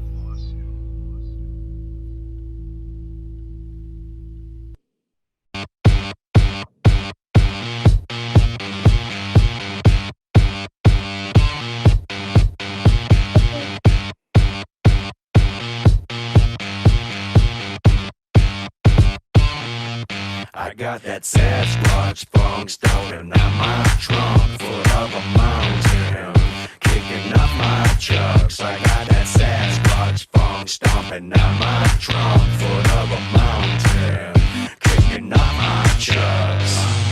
Barefoot, Bigfoot, big bass kick. Dance floor, left foot, don't waste it. Stamp more till the morning, you could make it. Sovereignty like, come in here and take it. Jump around with these trees all shaking. Offering for the beats we be taking. You can hear it in the bark all breaking. Tree knock to the rhythm, dark all quaking. It's getting late, but nobody's counting. I mean, we're just about to head up a mountain to a space where everybody bouncing. Green and purple lake with a turquoise fountain. Keep it moving like nobody watching. All gripping like we're going out squatching. Not feeling it, not even an option. Sasquatch funkin', pine needles dropping. Sasquatch funk stomping out my trunk, foot of a mountain, kicking up my chucks. I got that Sasquatch funk stomping out my trunk, foot of a mountain, kicking up my chucks.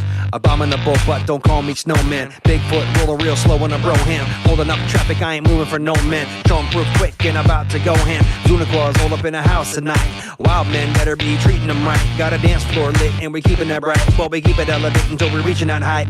Timber giants hold up in a place getting loose now. Banging on your hooves like the feet of a moose now. Know the lights up in a DJ booth now. Scratching on a record with a saber tooth down. Here for a good time, don't wanna leave you. Let the little bass here remove your feet too. Bring it a bit of funk and not to deceive you. But if you tell your people, they will never believe you. That Sasquatch funk stomping out my trunk, foot of a mountain, kicking up my chucks. I got that Sasquatch funk stomping out my trunk, foot of a mountain, kicking up my chucks. I got that Sasquatch funk stomping out my trunk, foot of a mountain, kicking up my chucks. I got that Sasquatch funk stomping out my trunk, foot of a mountain, kicking up my chucks. I got that Sasquatch funk stomping out my trunk, foot of a mountain, kicking up my chucks. I got that Sasquatch funk stomping out my trunk, foot of a mountain,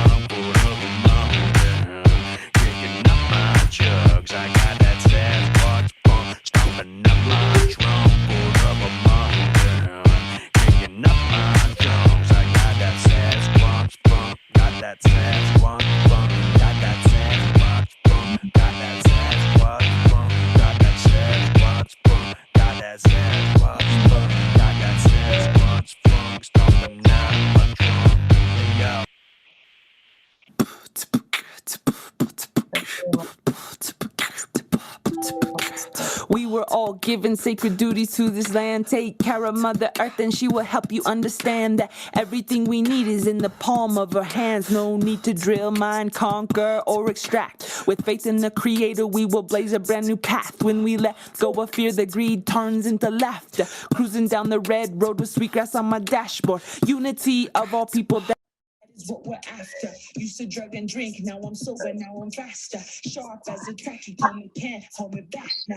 I just want to build a new world for my children. With love, prayer, and unity, this nation is rebuilding. In the estrogen, the sun, the vision. Red, black, yellow, white as one, that's the vision. Every race participates in this new beginning. Sacred is the masculine and sacred is the feminine. New life sprouts from the desert we've been living in. Infinite, indigenous, continuous, deliberate. Nothing can stop the people once they got their intentions set. Some people say that the land can be owned, but deep in our soul we know it isn't so, because we don't even keep this flesh or this bone. No, we can't take it with us on the soul's journey home. No, the only thing we keep is the lessons that we know. So when we wake from the slumber, to remember we are one beautiful people under one beautiful sun. We must also relinquish all claims to the earth, because she don't belong to us. Now we belong to her.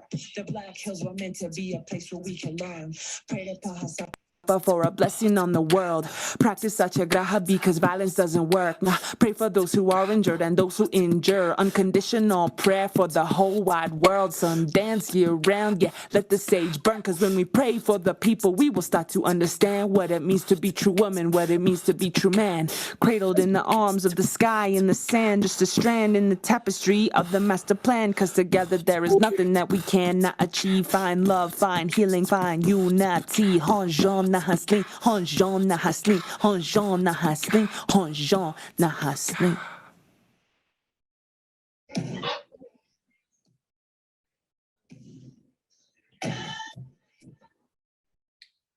Musical interlude. Yeah. Woo. Today.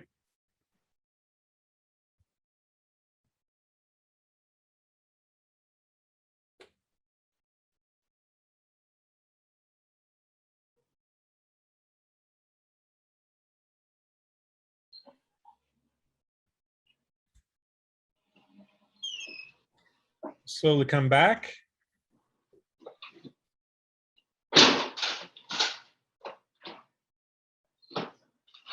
Hope everyone had a few minutes.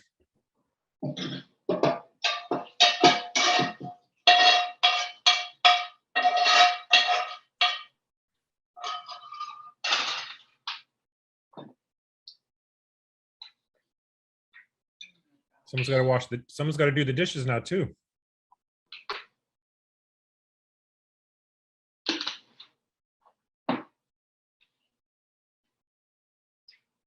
I think we're going to hear a little bit more from Jonas in the second half.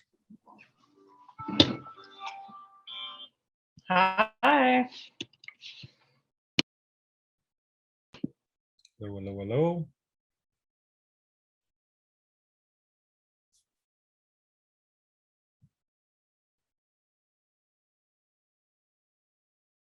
So we've got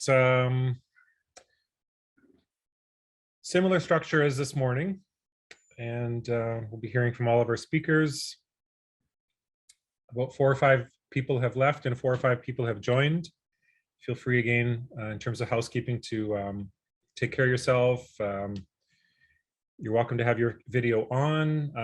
The main segments will be recorded for shared with all the registrants.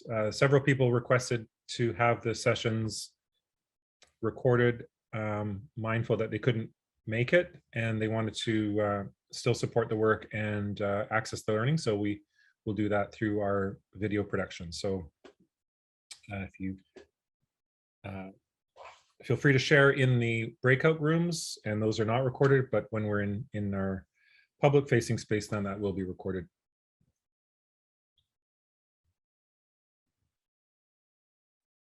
And the second section is looking at, as we said at the outset, we've added land and economics this year because we really recognize the inseparability of cultural practices and Coast Salish resurgence.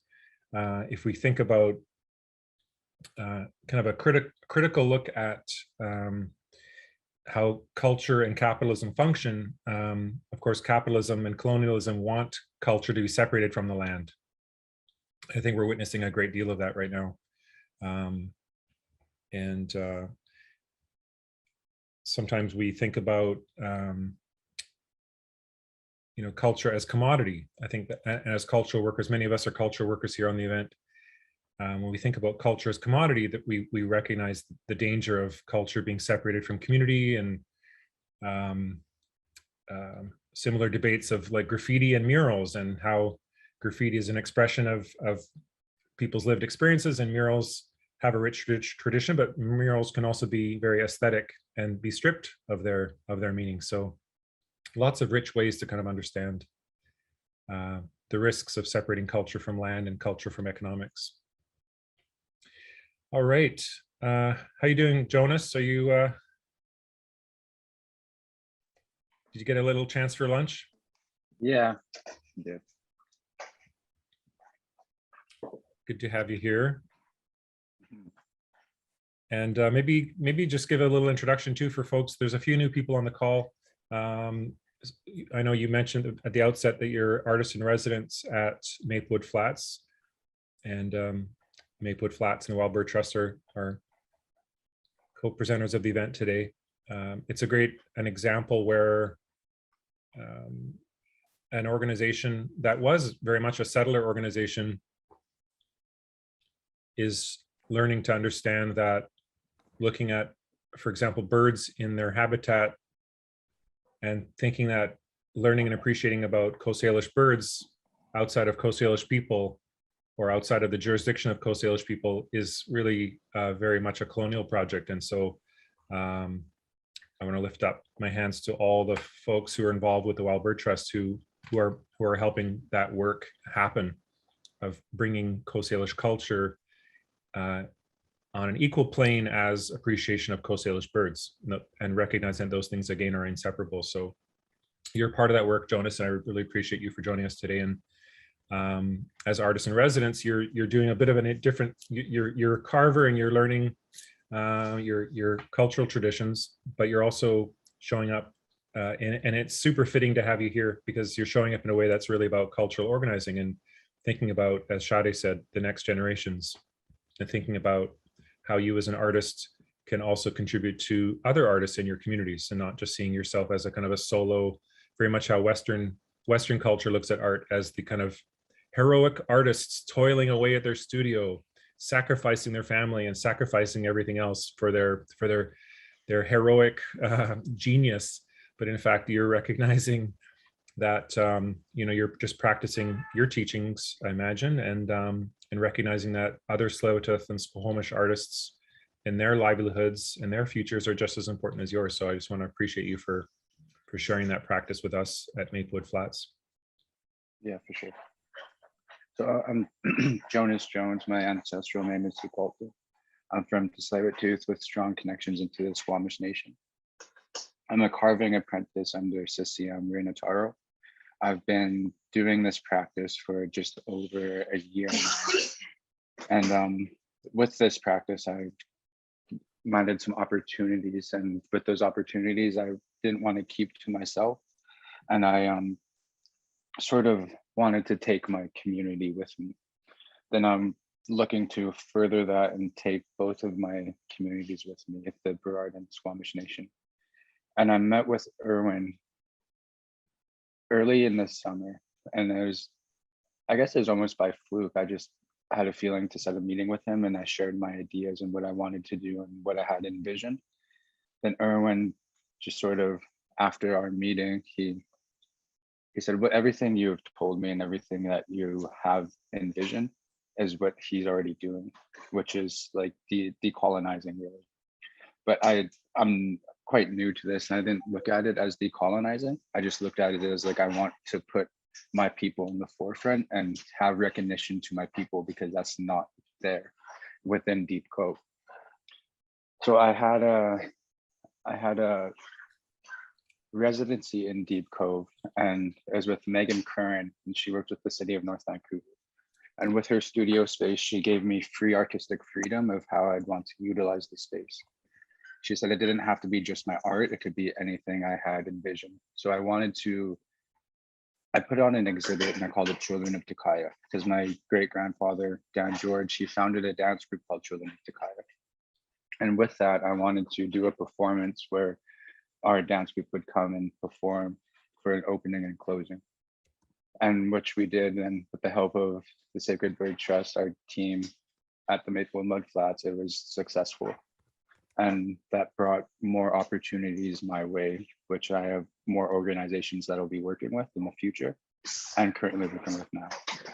So that's a little about me. Cool. Then we have some questions for some of the speakers. The first question is for Cease, and it is, can you talk about what it means to have our face on the land and why is that important? To have our face on the land? Yes, and why is that important? I think it's very important for us to have our face on the land. And when I think what I'm here in this question is like, not just our physical face, but our face as the cultures that we are. And so I think about even, you know, the sacred carvings that our people do, and how they will put spirit faces on that represent a story of that family or of something that occurred. And so I guess when I look, I'm a public artist, I do a lot of work on the land. I did a project in Stanley Park with a settler ally, Davide Pan. In 2009, we addressed sites around Chaithus, also known as Stanley Park, after the big storm happened. And my goal, and also Davide's, was to help put things onto the land that spoke about what the land was saying. And so for me, what the land was saying was that there was a storm, that many trees fell down, that there were other plants that would now thrive, specifically berry plants and other food plants that really began to thrive once, you know, really what is considered second growth trees fell to the ground. And it's a reality that many people think when they look around the inlet in Vancouver and look at Stanley Park, they're like, oh, look at all these ancient trees, but there are actually no ancient trees in the Lower Mainland. You have to go out of the city, you have to go to the Sunshine Coast, actually, specifically to find ancient trees. There is an ancient forest there, but our people can't just go there. It's really hard to get there. So how do we tell people who we are? And part of that comes through the arts, our arts and our culture. And so putting our face on the land lets people know that we are still here. We still are the only ones that really truly know the stories of that beginning with meeting the settlers as they arrived. And I do a ceremony called Reciprocity Party, and I created that ceremony as a means of having people involved in it take a moment to look me in the eyes. And that action is what has been missing since the beginning of our timeline with settler cultures, is that when they landed, they pushed us aside, they killed us, they destroyed things. They've continued to do that. And, you know, even when you look in the history books and you see photos from that point in time where trees were being felled, and large trees, and then you see photos of our ancient canoes and how massive they were, and how one canoe could take a whole village across the water. Those are things that we were the face of the land when the settlers arrived, but now the face of the land is are the tankers. It's the first thing you see when you come into the inlet. If you were to come through the water, then you would see the high rises. And then when you landed on the shore, you'll probably find garbage, and then you'll find tailored sandy beaches. These are all things that were altered. Our ancestors were very strong and tough, and part of that was that they had to be able to walk on barnacle and razor sharp mussel beds and not slice our feet. So today we're very pitiful, and we don't have that tough element that people in the past had. And now our faces are in essence the pitiful version of our ancestors, because we are still trying to show who we are, but we're having to take away the veil of the tankers, the veil of the skyscrapers, the veil of the garbage that sits on the shore, the veil of the tailored beaches, the veil of the tarmac, and specifically in Stanley Park again, where our the face of our village was the shell heaps, otherwise known as middens, and they could be seen from like literally miles and miles away. You could literally be probably like 50 kilometers away and see a white dot, and as you come closer, it becomes larger. And in Stanley Park, there were several shell middens because of the several village sites of the three nations who occupied that peninsula. And the first thing that happened was they were deconstructed to create a road, and then a causeway was built that cut off the tidal pool that now has become a very murky and at times problematic wetland known as Lost Lagoon. And so all of these things have shaped the new face of this city, of what is now a city. But for Indigenous people from here, just like a city is made up of several little cities or several townships that come together, that is still what the people from here see. When I walk to Stanley Park, I see Akachok, I see I see all the villages. I see everything as clearly as my ancestors saw it. And I do because of the stories I've been told from our people that help me see them for what they are.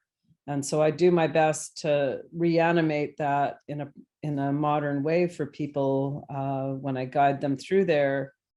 And I do that to open up people's eyes to the real face of what Chaithus is, that it is a peninsula filled with small village sites, that Vancouver was prominently forest and hunting grounds, and that the wetlands that really stood out then, some of them have been erased, some of them are still here. We have all the lost streams of this city that are prominently from the shorelines of Squatcheyes all the way up through Mount Pleasant in what's known as Brewer's Creek, but several lost streams. So when we think even of the word Squatcheyes and what does that mean, it indicates the underground tunnels that the sea serpent, the two-headed sea serpent created. And they created those tunnels to travel long distances very quickly, not unlike what our subway systems do today and even the SkyTrain. So our place names are still there to our people, but they're another element that's been tokenized by settler culture. Oh, this place is called Squatcheyes and it means this. Most people don't even know what it means. They just kind of make things up. But it actually signifies those underground tunnels, and those underground tunnels are more than a pathway for what many people believe is a mythical being. They are the stories of how all of our nations and all of our village sites are interconnected, because because that two-headed sea serpent has prominent significant in the Squamish culture, in the Tsleil-Waututh culture, in Whamathquim culture. There were important things that happened around that being, just like the Chais when they came in and transformed that young warrior into what people see and call Siwash Rock. So, you know, there are all these stories of the land that are the face of the land. They are, our culture is the face of the land. Our stories are what remind us what they are and our connections to those places. And the Squamish can tell one story, Tsleil-Waututh can tell another, Whamathquim can tell another, and people can say, oh, they're all different. Well, of course they are. They're different to each people because we had different characters from each of our nation that played roles in those stories over our creation line. And the two-headed sea serpent, it figures very prominently in our creation story and our stories of Wechital and how he connected all the families together through hunting for that two-headed sea serpent. And I know in Tsleil-Waututh culture that Watsuk was a very particular character. I don't know in Whamathquim who that character was, but what really matters, it doesn't even matter. What matters is that our people, through our stories and through these places on the land, have created those faces. We have our faces, the land has its faces, and those stories bring us to where those sites are, and they connect places like what now is being called the South Flats. Still have a hard time with that. It's the South Flats, where Emily Carr and the CDMI is. You know, that to me is Squatch Eyes, and that is where the water line once came up, and that everything has been colonially tampered with and changed. So that face has literally been covered up. The mounds that were removed and turned into roads, those were covered up because they are now covered with earth and tarmac. These are all things that we've, you know, in a way, it's funny to hear people complain about wearing face masks in public because our land is wearing like a series of face masks by being covered up, and the stories being covered, the stories being hidden, left for our future generations to unearth and to identify and to say hello to again. And so in our culture, we literally do that when we bring something back. We unearth it or we bring it back into a place of knowing with our people. It's an unmasking of those stories and of that face of our culture and our land. So I don't know, I hope that isn't too esoteric for everybody, but that is a big part of how I see things. I'm an artist and I listen to my ancestors, and I believe that the stories I know sometimes don't even come through physical people. They come through dreams, and they're told over and over again. And it goes right back to Sonaquila being born and how I dreamt her name 3 times and then said it in a natural way. I had to say it 3 times. Nobody could understand what I said because we weren't even naming our children our traditional names when they were born like we did in the long ago.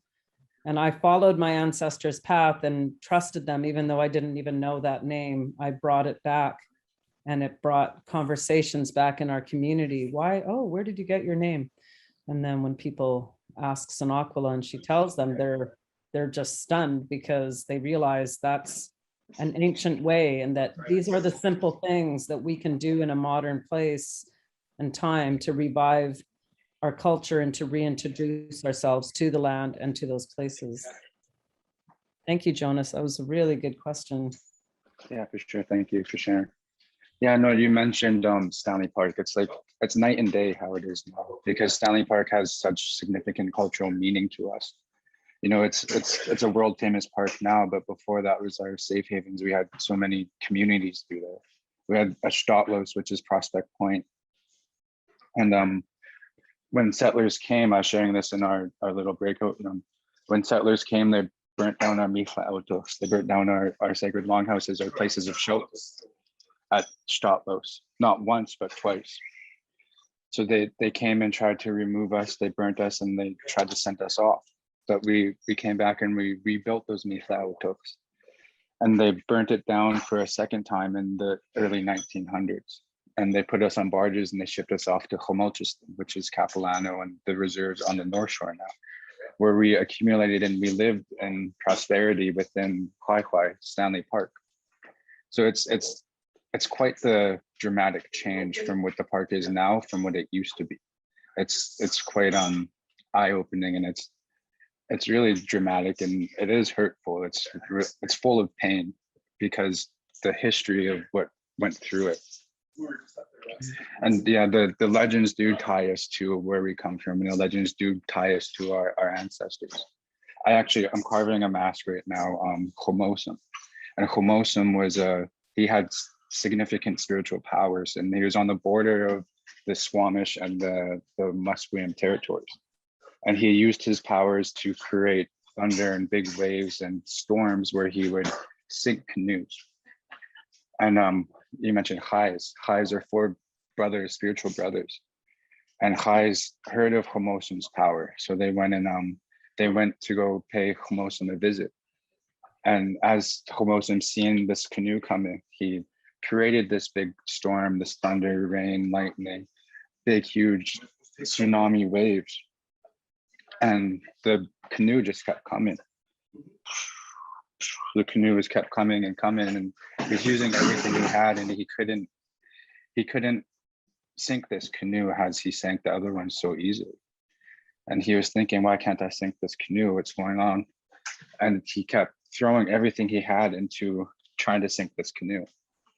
Then Chais, as soon as he landed and they put the paddle in the water, and when Chais put his ankles in the water, everything just smoothed out. The water stopped, the rain stopped, and the sun came out. Chais then said, we've heard about you and we've heard your powers. We came to pay you a visit. I'll cut the story a little short. Chais turned Homosum into stone. He said, you have tremendous power. Now we want you to use your power in a good way. So when anyone comes and touches you, because he turned him to stone, when anyone comes and touches you, now you'll send them home with that power, and they'll get home safe and sound. I actually have the mask right beside me. I'm working on. Wow. This is the one right here. Oh, beautiful. So it's still in the form of being worked on. Mhm. But that's Homosum, one of the. So my mentor, Ray Nataro, before I even picked up a knife, he wanted to teach me about the history behind carving and teach me it's not just art. It's not an art form as it's easier an artist you would understand. It's our way of being. It's our way of expressing our inner self being, but also it's a way of expressing our lineage, our culture, and where we come from, who we come from. It's a piece of us. When we create something, it's a piece of us, and it's more so to also help learn and teach. So for me, when I curated these exhibits, and I'm still going to be indulging into that aspect, I wanted to make it a learning experience for the ones that are witnessing the work too. So we have another question for Sade, is how can we prepare to have relationships between settlers and local First Nations?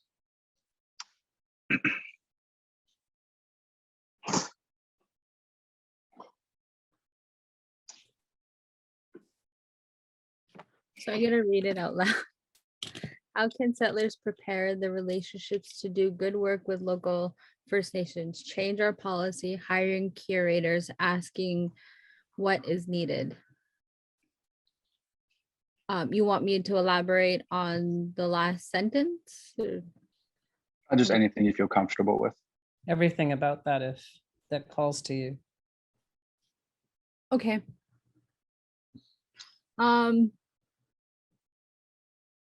Again, agreeing with the information shared with CEAS that there are complexities of many different nations, and the 3 host nations here in Vancouver area, there'll be similarities and differences. So as a settler, when you hear one thing from one person, it may be different when you hear it from another. And when approaching a Coast Salish person, don't assume that you have all the knowledge because you've heard it from one source. It may be different from another group of Coast Salish people. And to respect that these are overlapping historical relations and ties to our land, our lives, our intergenerational relations with one another and to the land. So they will be different. And just because one Coast Salish person shares something with you about an area, you don't know it all. And that part where, like in our breakout session, my group was saying, I'm nervous to say these things, you should be, because you could, you don't want to come off as knowing everything when asking somebody to come work with you, and be open to differences amongst our people. And those uniquenesses, we value and respect that with one another. And that when somebody says one thing, you know, that's their village and their family, and the protocols they understand may be a little bit different. We don't come along like, hey, no, it's not like that. It's like this. This is what my grandpa said. This is what my mom said. You know, we don't do those things to one another. We value how one another are related to that area and that moment and that event that's taking place. So we respect one another enough to know that we have our own relations and ties, and that this isn't a colonial concept. We're not trying to be better than one another. We're just here living our best Coast Salish life. And our relations to different things amongst this world we have, it's okay that they honor them the way that they do, and that's okay. And that we like this, I'm finding socially we need to come along and like correct everybody, like, no, it's not like this, it's like this. But that's not necessarily how things are in Coast Salish setting. So knowing, coming into taking that step and offering a Coast Salish person for the work you do, your organization or entity, or what was the other word you used, Erwin, that we're addressing the arts, nonprofits, and what was the other word you used when we started this? The redress? No, what's that word for the groups that work with the land? See, this is the concussion. Conservation groups and ecology groups. Conservation groups, your conservation groups. When you're asking somebody to sit with you, that we're coming with our sovereign Indigenous Coast Salish knowledge. And I guess I'll speak for myself working at the Vancouver Art Gallery. During my interview process, I didn't do anything to try to impress the gallery. Before in interviews I've had, like I've coordinated the Nemingha Institute. I worked for the Museum of Northern Arizona, and the Nemingha had received a $17 million philanthropist cash donation to the Neminghas. And that was in the 1980s, and they hadn't released the money until they met me. And I started working with them, and they're like, they decided to release that money and move forward with the Nemingha Institute. And I didn't say everything of who and what I was in the interview process and the work I was doing with them. One, because the Neminghas are from the Southwest, there are different policies, different group of people I was learning, and they weren't Navajo. They're a group of Hopis. That's who their people are. And I wanted to respect them, that was translated in the work I was doing. But here, then I'm back home amongst my own people. I just went into the interview and I was completely genuinely myself. And I told the gallery when I realized I got invited to a third interview, and I was sitting with the CEO, and I told them, you know, my work in my territory is overlapping. And at times I do grassroots work, and at times I'm on the gallery steps and I'm saying land back, and I'm saying I'm not going to go to the city to have approval to gather my people and to have certain uprises happen. I told them I organized I don't know more in 2012. When I call my people, they come in big numbers, and I'm really fortunate that that's one of my gifts. If you look back in the I don't know more, you didn't see me talking, and that's because I wasn't there to showcase myself. I was there to showcase my people, that I had the gift of bringing them together. I had that platform, and I gave the opportunity for others to speak. And it wasn't a big show about Sade, like, oh, let's all come here to see Sade. It was a show about honoring our water. Not a show, but a gathering of honoring our water and our lands. I'm crying now.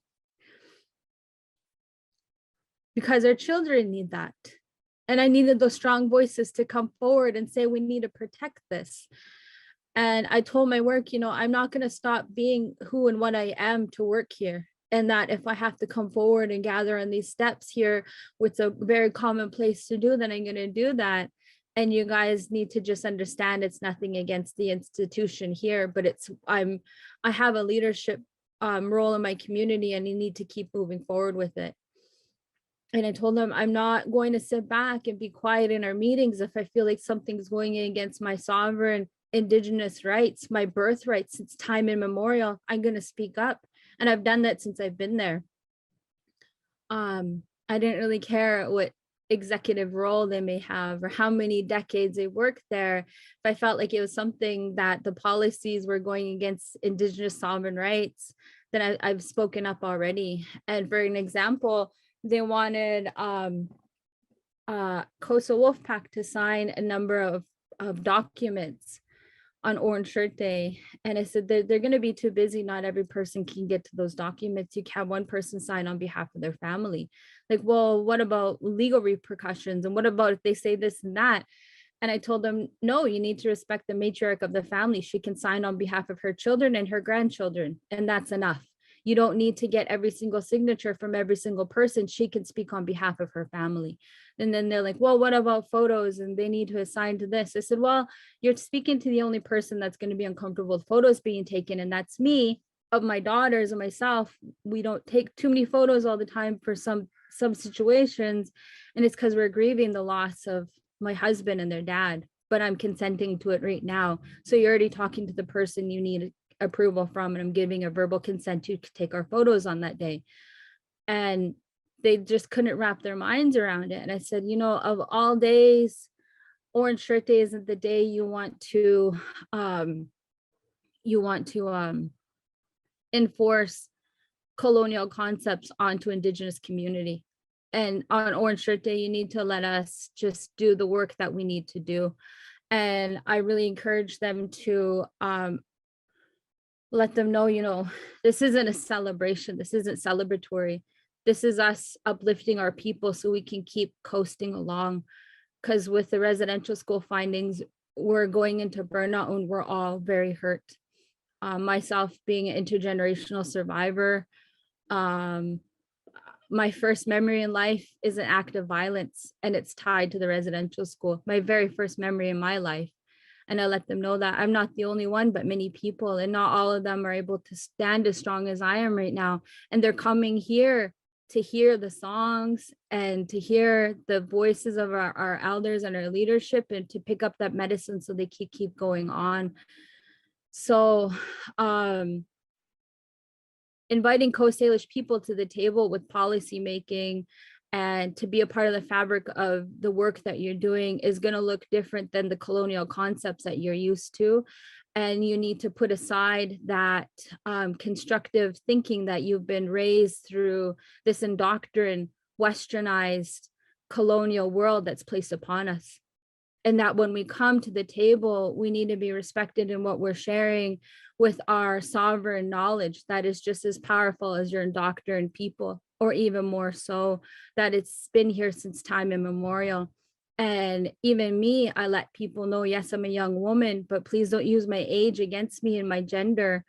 and that to listen to what I'm sharing, because like I said, I've had the fortunate opportunity to sit with my elders that passed on, to be at the table and listen to them since I was a little girl.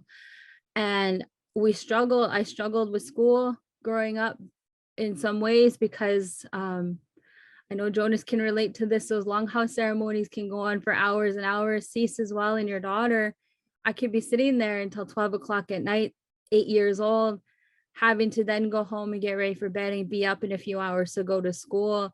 And sometimes I would be late for school. And then this balance between these two worlds is something we know how to do, and how to intertwine both is something we're raised with.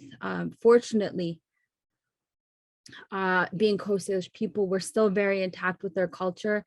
And now the rebirth of language and carrying that on. And then somebody had mentioned they're watching in from Seattle. Thank you very much for representing the United States side. I forgot to mention, I've lived in the States for 8 years, and I've been in a culture where there's no land acknowledgement. There's no acknowledgement. They just sing, they like put their hand over their heart and they say these national anthems, and they like honor this flag of the colonizers. And for me, you know, I was invited to sit on civic panels then. I was invited to state panels to allocate where money went to for the state of Arizona for their art and culture. I was the coordinator for the Nemingha Institute. I've also advocated as a sexual assault victims advocate. I've worked with the FBI, the federal level, tribal level, civic level, advocating for the rights of those who are surviving some of the deepest trauma through sexual violence and human trafficking. And through that, living in the States, there's no acknowledgement. And for me to come home, I appreciate seeing that, because being in a space where it's not acknowledged at all, we're very far ahead of the game of places I've seen. And I'm happy to be a part of the conversation of, now we have the land acknowledgement, what do we do next? And that's bringing Coast Salish people to the table, being a part of the fabric of your organization and your nonprofits or committees, and being on the board of directors and allocating and deciding where the money is spent. I always say, if you want to see how somebody cares, look how they spend their money. You want to see how somebody cares, look at their policies, look at their values. That's an individual level, and then these organizations and these institutes. And it's not just talking about it, but it's actually doing the work, actually being a part of that process. I was going to say something else. Myself being a visitor, I was married to Navajos, married into Navajos, and in terms of protocol, I followed their protocol, and I let them know I'm not a lost woman. I don't come to your people not knowing who and what I am, but I respect you enough to have my protocols being followed in my homestead, in the four walls and the sacredness of my family's home. But when I'm in your public spaces amongst your territory and your people, I'm not coming here to tell you what to do and how to do things amongst your sacred four mountains. I'm here as an in-law. I'm here as somebody's wife and the mother of these children that are half Navajo. And from there, their matriarchs, they're elderly people, they're non-binary, they're young women. They said, you know what? We want you to dress like us. We want you to wear tziles. We want you to wear all the Navajo women's clothing, because we want your daughters to look at you and see their mom feel proud to be dressed this way, that she can be represented in everyday life and wear, you know, ermine skin tails. They're like, today, this is what I'm wearing, these shells and these elk teeth and this beadwork. But we want your daughters to feel proud to be able to navigate life wearing this. And they said it was okay. So I listened to their protocol and Indigenous motherhood of sovereign Dene parenting. And that's what they asked of me, to make sure my daughters feel proud of who they are. And then I can do the same thing here. You know, I listen to the protocols of my people, my family, the women, the older women than me, my elders that I can turn to. And Jonas, your mentor is my cousin. he's my cousin through the Yukon, and like these ties we have also with these settler organizations coming in, there are many ties of how our community relate, and respect that people who are related by clanship or blood related, that even though we're related, we can work with each other on a professional level. I've had meetings with my cousin Ray at the Vancouver Art Gallery, worked with him professionally. And that's something that also takes place in our traditional settings, that we have very strict protocols that can almost be seen like it's so valued to us. It's like the value we carry in our professions, that even though Coast Salish people are related in different ways, we can still work together professionally. So that's an example of removing colonial construct, that people who are related shouldn't work together. So like we know how to handle our people, and we don't need to have colonizers tell us how, but listen and support that. Yeah, I kind of went on. Is it I think it's really good what you shared. I think I'm just going to step in and say that it's your personal stories are a powerful narrative. So I'm going to give it back to you guys. Haichka Siam, thank you. Yep, thank you for your work. Thank you, Haichka. Yeah, to build a relationship between settlers and Indigenous, like us, Thelma. Settlers should start to reach out and learn and know the true history of the lands that we live on. Just like the story of Kwai Kwai that happened everywhere, to each host nation, to each nation around the world. But that being said, not every Stelmach or Quilmach will want to teach you. So you have to understand that too. And that's not our place. We shouldn't have to teach you. We shouldn't have to show you. We shouldn't have to do anything of that substitute. But if the few of us in here are willing and others are willing to teach you, then you should take those words and hold on to them and really absorb it, because we're trying to share a little of our history and a little piece of our culture and a little piece of us with you guys. And you guys absorbing that knowledge and absorbing this Nawayas that's here, the teachings, everything that's going on, it's just going to help better the relationship between us and the settlers. And the next question is for Roxanne. Do you see a role for settler resources, commissions, residencies, and venues? Thank you. I'm a little bit emotional. There's really powerful conversations going on. I think that there's definitely a role. I actually just want to, do I have screen sharing, Erwin, at all? Sorry. Yes, you do. Yes, you do. Go ahead. Okay, because I just thought I would try to maybe share this for a second.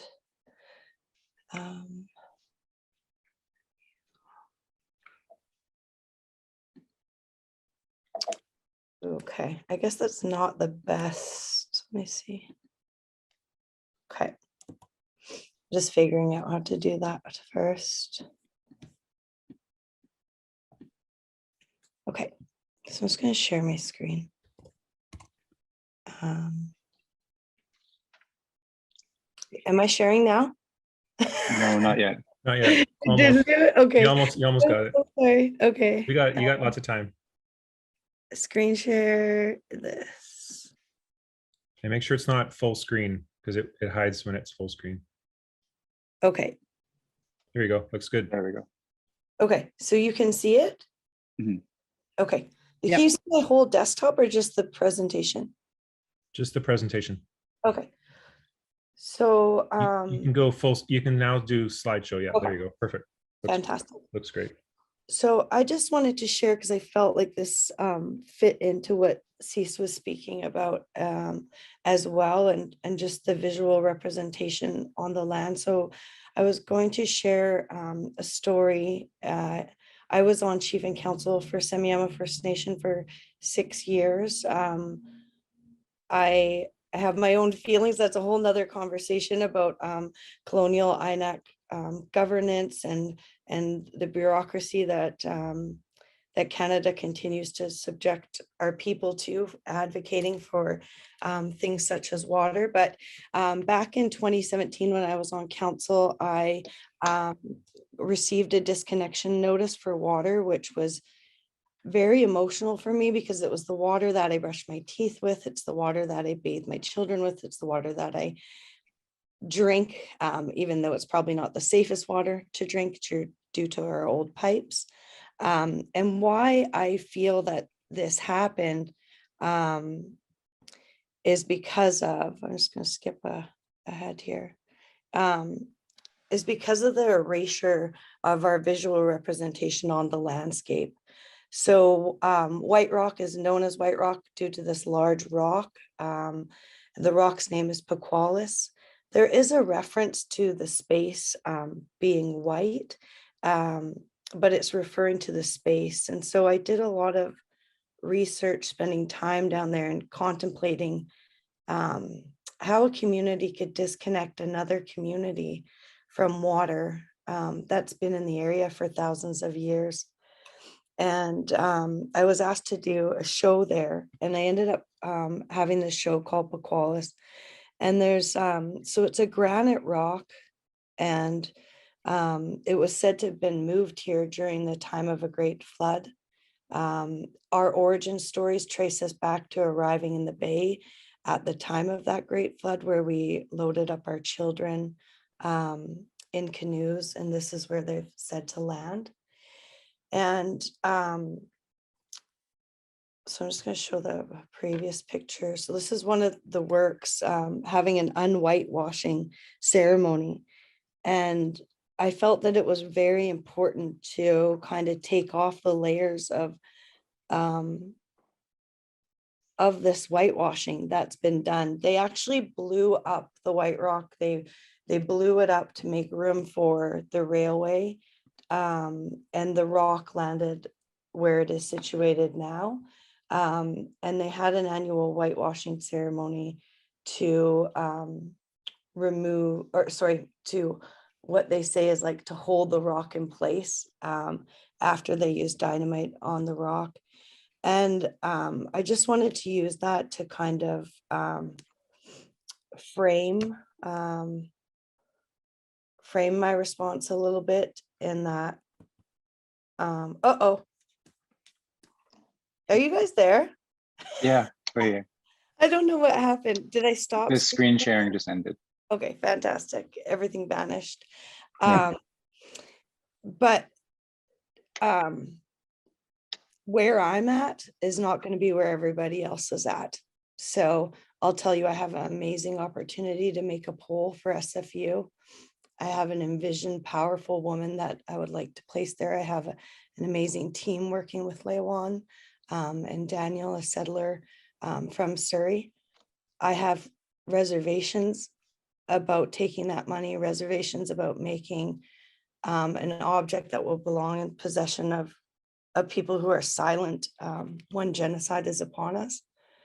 And I do believe that there's active genocide going on, not only with our murdered and missing Indigenous women and displaced peoples, also with the intergenerational effects of trauma and a denial of resources to support our needs at this moment, while our people continue to suffer, while our children suffer.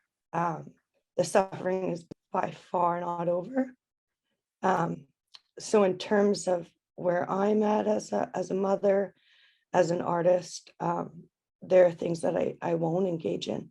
So for one, I think that an organization has to be committed. They have to show that they're doing the work already. They have to take it upon themselves to reach out and do their homework themselves, understand perhaps the calls to action, look at some of the recommendations that have already been made. I think a lot of Indigenous people have put a lot of energy into already sharing their stories. And so for me, I think commissions are the last thing that I'm looking for. I'm looking for meaningful relationships that are going to uplift the plight of what we're really facing right now in terms of our food security, in terms of our land back. That's huge because I think Art Manual, George Manual, Canahus Manual, they speak on this a lot. And it is the way that the land is divided, especially here in BC. There's a tiny bit of land, and how can you ever have the wealth or prosperity that you had before by being stuck on a floodplain, being governed by INAC that will not allow you to operate a business, fighting to have water, supply water to your businesses without a hefty court battle, which I want to acknowledge too. A lot of our communities, most of our funds, like Tsleil-Waututh, it goes to court, these court cases, where the federal government continues to tie us up. So where I see a settler community, yes, I do believe that they have a part to play in this, and I believe that it's playing out right now with the silence that Erwin speaks about. Right, none of this could happen without this complacency and the silence. So for me, I'd like to see any organization that's considering taking commissions or wanting artwork. What are you doing in your organization to ensure that you're moving beyond aesthetics, that you're moving beyond virtue signaling? What kind of resources do you have? Semiahmo's had a problem with water for 20 years. Kwantlen, SFU, these places, these spaces that could be helping the problem have made no effort to do so. So I think just considering, and I heard this in my group, I really want to thank group 3. I was listening. I just wanted to be silent and allow you the space. And I heard some really good conversations that this is personal for them. I think it's important that it should be personal if you're going to be forming relationships with Indigenous communities. That is personal. And so you have to be invested, and you have to know why you're doing it. The other thing I heard is like moving beyond like just the disruption. And I was so grateful to hear that. Yes, we need to move beyond the disruption, right? Because we're living in chaos every day. So it would really be great to have some resources like whatever it is, like looking at the organization, what is it that we have to offer? I'll share an experience with the City of Surrey. The City of Surrey was doing some good work in that they want to acknowledge the land-based nations, and they recognize that through their public art program, there were no, commissions getting awarded to Indigenous people of the land-based nations. And so they start to look at things like capacity. Well, if we're burying people at a rate much farther greater than any other group in this country, we're going to be dealing with constant trauma. If we're trying to secure water, we're in a basic state of survival. And so you don't always have the time to be putting yourself, jumping through these hoops with these huge applications that might not even get it considered because the aesthetic quality isn't whatever the panel, colonial panel says. And so what I was really moved by is then Surrey they made accommodations. And why aren't we seeing these applications? What can we do to see more? How can we compensate them for their time through that application process so that we're not just extracting labor for free? And so that's like one example. But the City of Surrey also had been working really hard at the gallery to ensure that they were hiring Indigenous staff members, that they were hosting programming to bring on new Indigenous artists so that they would feel comfortable coming on as curators or coming on as educators. And there's a constant thing where every year they're applying for more funds to do more and more and more. So I hope that answers a bit of your question, but that's my feeling, is that there has to be more than just the aesthetics, and there has to be a commitment to work with people over time. And actually, the very last thing I'll say as well is that a lot of projects come on colonial timelines. Often when we're dealing with these sort of things coming up, we don't have the capacity to, you can't phone someone like, I feel bad, but I just got contacted the other day to weave baskets for a very short amount, like a very little bit amount of money, and in a very short amount of time. Like that, I would have had to been just like drop everything to do. And so I don't think it's that there, sometimes you might not get an answer back. I wouldn't stop reaching out. I think there's always capacity things where we're not always, just because we aren't able to respond doesn't mean we're not interested. And I think that just making time and space, that there's a meaningful relationship to grow rather than one-off projects. So thank you so much, Jonas. Yeah, for sure. Yeah, I understand that from an artist perspective as well, for especially commissions. Because for me, I'm up and coming artist and I'm getting into gallery work, where I just sold a piece for a gallery over town, and then they pay me a sum of money, then they flip it and double it, and they get double the price of what my piece is worth. But for me, just starting out, I thought I'd do a few gallery pieces just to get my name out there and get some exposure. But because of that colonized system and because of the way they work, that's not something I'll be indulging into too much. But the next question is for Snakwa. With the climate crisis and colonism, what role does land repair, language, and Indigenous food rights play?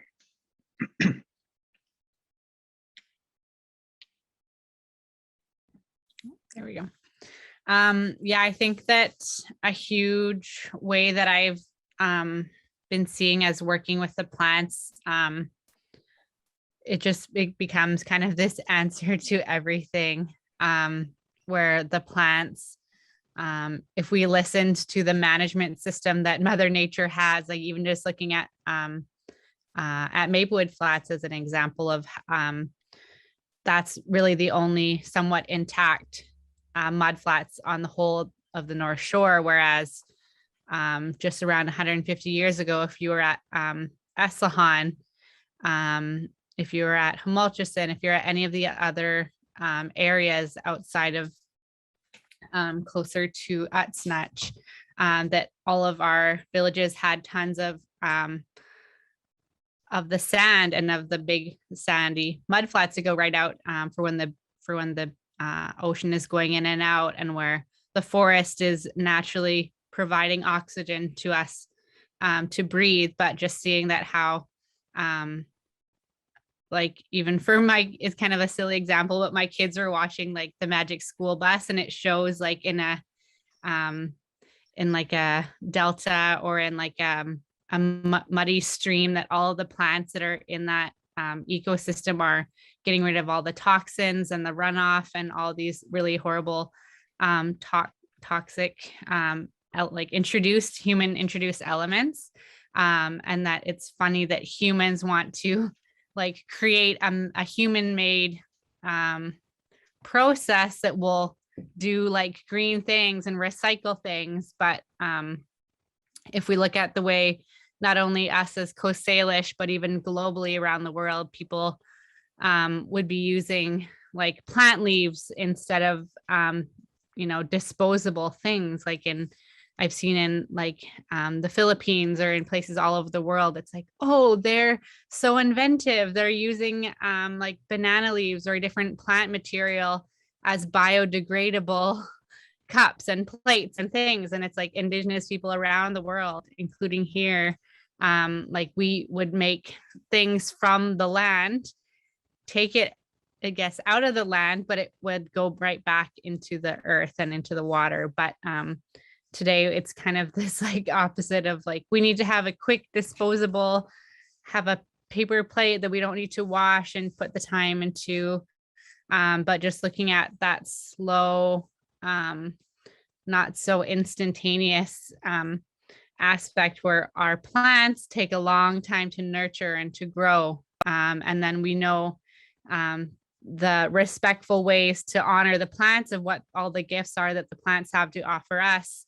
And so I kind of even see when we look at how do we start fighting climate change, we have to buy green, we have to buy recyclable and buy reusable, but instead, how do we, it's really hard to be not buying into being sold everything, how we're told, like, if you buy this green product, you'll be a better person or something, but it takes just more capacity of our own capabilities of having that time to, let's say, tend to a garden or build a community garden space, or how do you have those spaces where you can have that opportunity to learn about what are the plants that are going to not need like extensive care and tending to, because there's a lot of indigenous plants that by growing the plants, you're then not only supporting yourself if you wanted to eat the berries or cook it for food, but you're actually not doing it for yourself, but planting a lot of indigenous plants is supporting the indigenous animals of pollinators, different insects and bird species, and it goes much further than just a pretty for show flower garden, but the ferns that are going to grow all year long, or the different plants that are going to support pollinators through many different months of the year. That's actually not like, we don't need more palm trees growing on English Bay.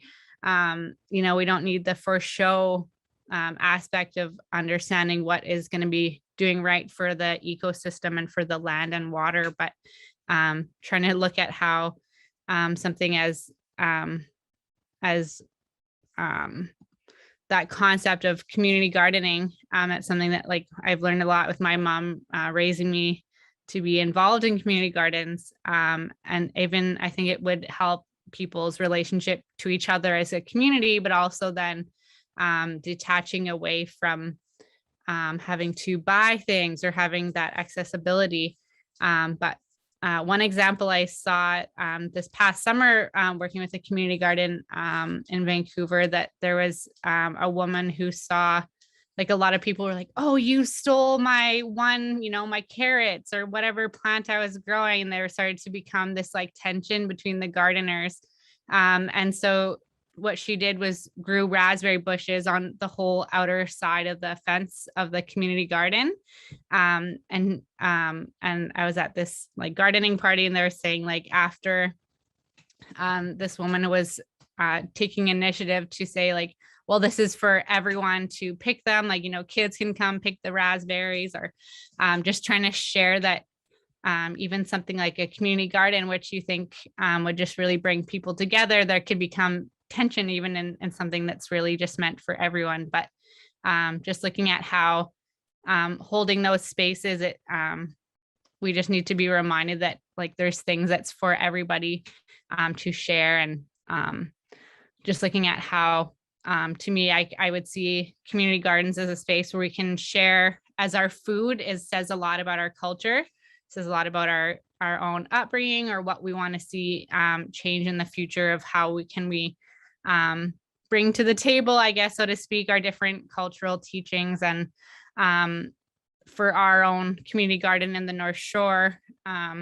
like, it's considered, we had it be like considered like a wildlife like sanctuary, or it's a safe place for birds, or for growing with biodiversity, for example. But it definitely takes a lot for people to it's not like a mall or a store or somewhere that we can make money off of, but there's so much more than money that goes into having a safe place to learn about language of the plants, learning about our cycles, the seasonal cycles of the year, and how our teachings really follow these natural systems. So yeah, I guess to kind of like fighting colonialism and the climate crisis, I really find that having the spaces on the land set aside for Indigenous people to be leading it, and the capacity to bring people in and join and work along with us. It might just seem like, oh, it's just gardening, or it's just for, I don't know, veggies. It's really way much more than just, picking the indigenous berries that grow. There's so much more than what the outcomes are, but it's about everything else that goes along with indigenous plants, and reclaiming that the medicine is being on the land, as not even though the actual plants itself are medicinal, there's so much more than just what the plants are good for, that the medicine is people being on the land as well. Thank you. The next question is for Erwin. How do organizations move past cherry picking individuals and instead think about working as a community cultural development? Yeah, and this is Jonas, your opening comments for this afternoon session about the story you were telling about being contacted and hosted in residence at part of Studio, which is Megan Curran's project. She's a District of North Vancouver councillor. That's one hat she wears, but she's also a shop owner in Deep Cove. And I'm mindful. I did a project with Damien George and Michelle Nahaney about 15 years ago, looking at the history of Maplewood Flats to Weyahwachin. And I went in the archives at the Deep Cove Cultural Center at that time, and there was probably 10,000 objects in the Deep Cove Heritage Society's archives, and there was about 10 images relating to Tsleil-Waututh. And it's interesting now that you're in residence in Deep Cove, and Jonas, you're talking about this vision that you had of like what we're talking about with CESE, about putting the face of Tsleil-Waututh in Deep Cove, and you've got some ideas around working with Ocean to do a mural and all this beautiful work, which 15 years ago was not happening, and the cultural institutions in Deep Cove. It's just, I think, and Deep Cove for everybody. This is just one example, because there's 50 different or 100 different neighborhoods across the Lower Mainland. But Deep Cove was particularly white, middle class, and had no presence of Tsleil-Waututh on the land. It was very colonial, and so it was just a joy when you were telling me this story about these visions you had. It was just such a joy for me, as someone who's been doing cultural development work in North Vancouver for a few decades, to recognize that in this moment in time, here's a Tsleil-Waututh youth who wants to make an impact and has the capacity. And there's other things happening in the community where your community is supporting you to do this work. And that we recognize that is a moment in time now. And you're, in many ways, this is kind of vanguard work.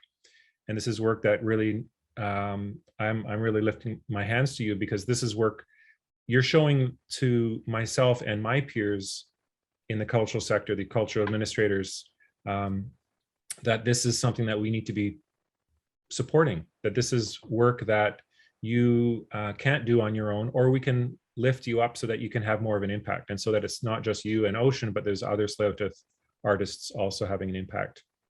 And so you're just to answer the specific question, the idea of cherry picking, it's like ticking boxes. And I think it's very easy for cultural institutions, colonial groups, to say, well, we've got that one show. And I can think of a show that's without naming the institution, but it's in Katzie Kwantlen territory. So someone can maybe figure out what it is. They did an Indigenous art show. And it's like, great, they did a Coast Salish art show with a lot of Coast Salish artists, amazing show. It was fully funded from a grant. And I don't know what they've done since, right, with Kwantlen and Katzie artists. Maybe they've had one more show. But what I'm mindful of is that that gallery made a profit on that show, because galleries require funding for projects, and they require funding for operations. And they get their operations based on the quality of their programming. So if they're doing a Coast Salish show, that is an operational objective or requirement for their annual funding. And so if they get external funding coming into their organization to fund Coast Salish artists for a temporary moment, but actually don't have Coast Salish staff, don't have Coast Salish policies, don't have resources allocated to Coast Salish artists from, in that case, Kwantlen and Katzie, then I would argue that they're actually making money, they're profiting and perpetuating the colonialism and representation, colonial representation and construction of what is culture in Katzie and Kwantlen's territory. And so the example Jonas was talking about with North Vancouver, it's an example for me, and Jonas and I are kicking this around. And I appreciate there's other folks on the call, on the Zoom here from other cultural institutions in North Vancouver, that if we looked at the work that we're doing more as community cultural development, and I apologize if that sounds really colonial, but I'm thinking back in the early 90s when I was running the North Vancouver Arts Council, and I know there's some other Arts Council folks here on the Zoom, that those principles of community cultural development are about the development and the legacy of our decisions, right? So our decisions are not just throwing up a show, having, oh great, we did this one show or we did this 2 shows, but what is the legacy of that work, of that commitment? And Jonas's and Maplewood Flats, North Vancouver Museum, Manova, Seymour Art Gallery, part of Studio, the North Vancouver District Library, North Vancouver Arts Council, the shipyards. There's six cultural institutions that can come together. If each of those cultural institutions can fund $10,000 this year, $10,000 the next year, $10,000 in the third year, that's $60,000. Now Jonas or another Coast Salish cultural worker can say to First Peoples Culture Council on Vancouver Island and say, hey, we've got $60,000, can you match it? So now we've got $120,000 times 3 years, that's $360,000. So with $360,000 on the table, now one exhibition or one partnership becomes a community change. Now we can actually think about maybe the shipyards can provide one dedicated studio space for the next 3 years. Maybe the exhibitions that the artists in those studio spaces will produce will be rotating through different neighborhood cultural spaces. So we think more about our decisions, not as collaborating with one artist or collaborating with 2 artists, but thinking structurally, how can these collaborations be threaded together with our other cultural institutions, the other civic society?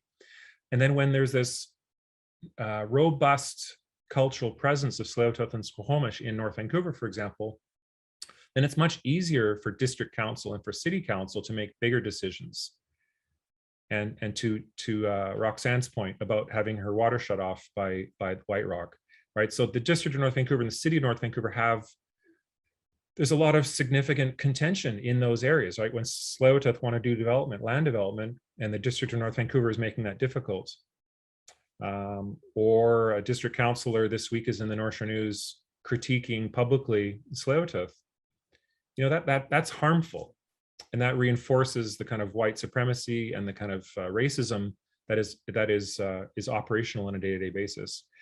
So when the cultural institutions and the heritage institutions of North Vancouver can get together and say, this is our plan for 3 years or 5 years, and we're going to invest X number of dollars, and we're going to find matching dollars, and we're going to look at studio space and production space and presentation space and dissemination programs, all of that, publishing, and we're going to support the artists with websites. That kind of development actually has the long-term legacy, and I think that's what we really need to be looking at. At risk of being too topical and too in the moment, I just noticed. I want to comment quickly on this development from yesterday, and of course it's noteworthy because many of us are cultural workers and cultural administrators. I have a passion in my research for looking at cultural funding policy and how we can redress with a place-based approach our cultural policies. And I think we have to look at the premier cultural institution in British Columbia, which is the Vancouver Art Gallery, announcing yesterday that they have a $100 million gift from a land developer. And I'm mindful on a number of levels, that these are developments that are on unceded lands, that this is massive amounts of profit extracted in overpriced housing, and that this is public money, that this is tax rebated money, that this developer will earn tax credits for this investment. So this is public money, right? When you get a charitable tax receipt, that is money that is not paid to the government in taxes. So that becomes public. So a tax credit of $100 million sorry, a donation of $100 million is actually, some of that, a good chunk of that is taxpayer funded subsidy that that person is not paying taxes on. So that should be named. The other fact that is that philanthropist has been involved in developing lands that local First Nations have wanted to secure for themselves, right? So this developer is actually part of the problem of how land sales and land development is happening in the Lower Mainland. And I appreciate that a lot of my colleagues don't feel comfortable speaking out loud about this. And I'm not asking for anyone in the room here to kind of comment or jump on to my comments. But this is for me an example, a critical example of the harm that can be done. And this is the site of the Vancouver Art Gallery, right? This is the site of the Vancouver Art Gallery. This is the military staging grounds for the armories on Beatty Street. This is Larwell Park. This is the site that should be returned to Musqueam, Tsleil-Waututh, and Squamish. And those three nations can then lease the land back to the Vancouver Art Gallery, right? So why should the Vancouver Art Gallery accrue more profit from the accrued value of the land when in fact it should be simply redressed? Any available lands in the city of Vancouver should be redressed to the local nations. Same thing in North Vancouver. Same thing in the other municipalities. If there's land, open land, undeveloped land, it should be returned to the nations. And so here's a situation where the cultural sector can say, actually, nice donation, but how does this advance Coast Salish cultural resurgence, right? So this is the Vancouver Art Gallery, who have a horrible track record around representing Coast Salish culture. 99.8% of the artists that have shown at the Vancouver Art Gallery are not Coast Salish, right? So a major investment, which I'm not opposed to there being a Vancouver Art Gallery. I'm not critiquing that. I'm saying that if we speak about legacy and development, then the function of the premier cultural institution in our city has to prioritize the development and legacy for Coast Salish cultural production and cultural dissemination. That's the function of this space, this gallery. And so with such a horrible record, I mean, it's getting better now. And I certainly think the Vancouver Art Gallery has been listening to some of the critique that this annual symposium has shared as well. But that if we're not requiring a permanent Coast Salish gallery, then we're missing this opportunity for legacy and development, right? Because 3 years ago, the Vancouver Art Gallery was proposing, and they had an Indigenous non-Coast Salish cultural consultant, and she had recommended to the Vancouver Art Gallery, oh, you should start an art institute, an Indigenous art institute. But when you think about the structural challenges and barriers to Coast Salish artists in our city here, some of you will be familiar with these statistics. 97% in 2016, it's slightly better now, but 97% of Canada Council funding going to Indigenous artists in Metro Vancouver was not going to Coast Salish artists. It was going to Cree, Anishinaabe, Haida, which is fantastic. Those are important artists. But this issue of urbanization and colonialism and dislocation is extremely important to address. But we also have to deal with Coast Salish sovereignty and these issues of protocol. And so if Canada Council funding going into Metro Vancouver, 99% of it does not go to Coast Salish artists, right? Only 1% goes to Coast Salish artists. Then there's a structural barrier, and that's federalism, right? That's colonialism. The erasure of Coast Salish sovereignty is a federal project. And so when we have federal institutions like the Canada Council furthering these policies that are place-based blind, they're blind to place, right? They're funding culture across the Canada. You know, Canada Council was funded to keep American culture out. That's its history. Billions of dollars have been spent on French language. Billions of dollars have not been spent on Indigenous languages. That's the federal project of Canada.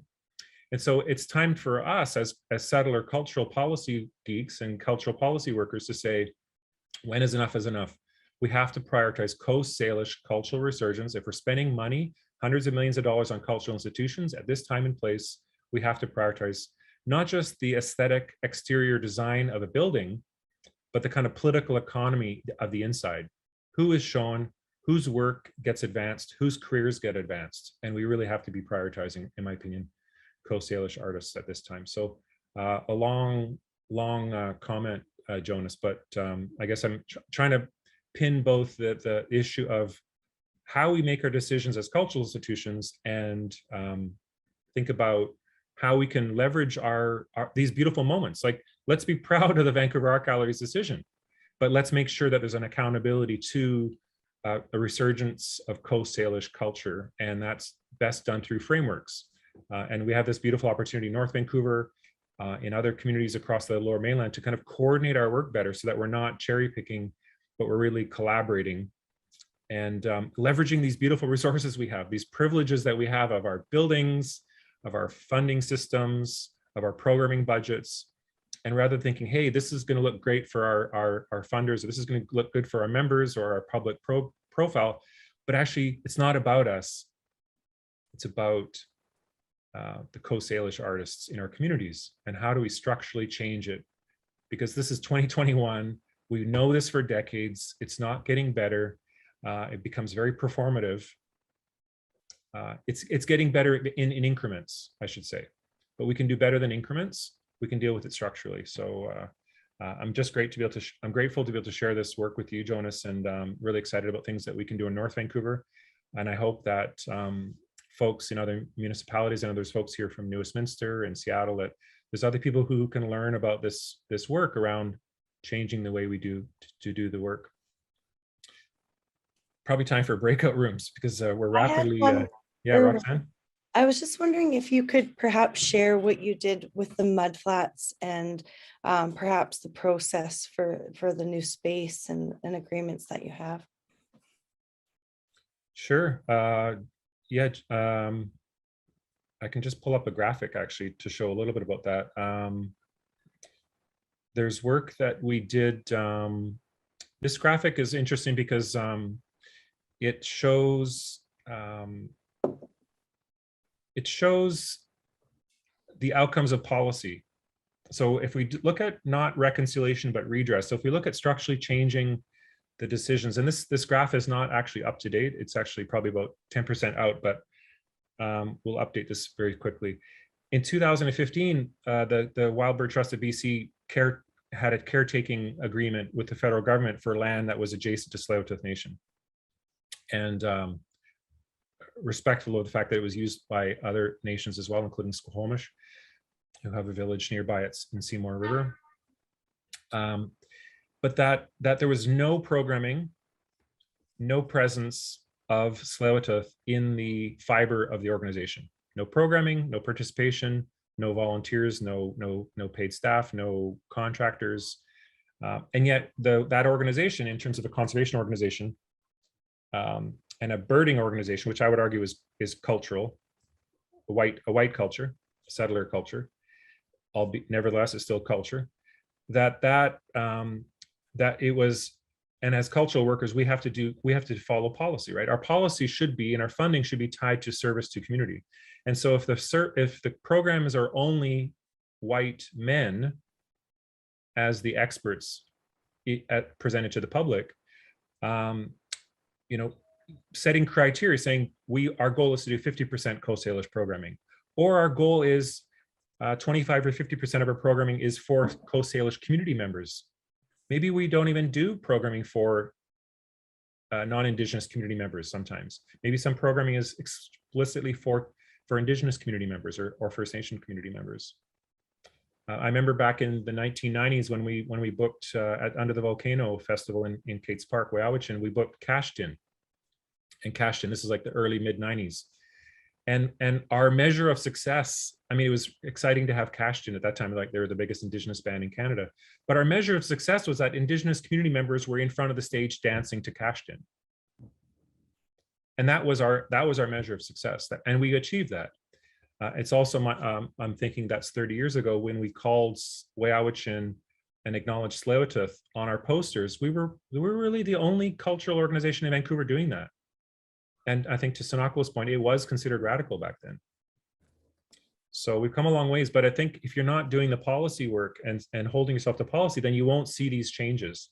And here we're really proud of this change. I'm really proud of the board of directors and the staff team who methodically said, our programming will be Indigenous and we will hold ourselves to account.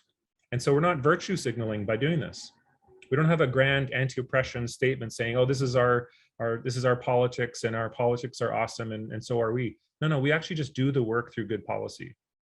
And then when you look back at the data, you're validated going like, wow, we actually did it because we stuck to the plan. So it's really important, I think, to use that kind of data. I don't know, did I kind of answer that, Roxanne? Yes, I think so. But I was also interested in just like the process you did, because you did a lot of community engagement going into the community and providing memberships for the community. And I know that you have a facility and a nice building there that aesthetically. Yeah, so we made policies like we produce an annual calendar, for example. We produce a few hundred calendars, and we gift that calendar to Tsleil-Waututh community members. So at Christmas time, we drop off 100 calendars for all the elders, the Tsleil-Waututh elders. Any Tsleil-Waututh community members, we welcome them as members in the organization, and it's a free membership. It's not free. I mean, Tsleil-Waututh have been here for thousands of years stewarding the land, so it's nothing about it is free. But technically, within our budgeting, it's free. Tsleil-Waututh have free access to the facility, the cultural facility we operate, this beautiful building. And whether it's for a birthday party or a ceremony or Tsleil-Waututh Nation business staff meeting, it's free access. We just simply want to give it up. Can I chime in? Yeah, Sade. Cool, thank you. I guess a bit elaborating what Roxanne was saying. I've used Erwin's space, and this is kind of how we reconnected. I've known you for at least a decade now. I lived away from our Coast Salish territory for about 8 years on this Canadian side of the border. And for settlers and that are wondering how this worked, is I just messaged him on Facebook and said, hey, I need to host this event for winter solstice. He said, yeah, the keys will be here, you pick them up. And he didn't come in and police the way I use the venue. He just said, make sure you clean up after yourself. And how long will you be there? And that's how Erwin let me use the space. And I went in and we had winter solstice celebrations. And I think those videos are past 23,000 views now, I think.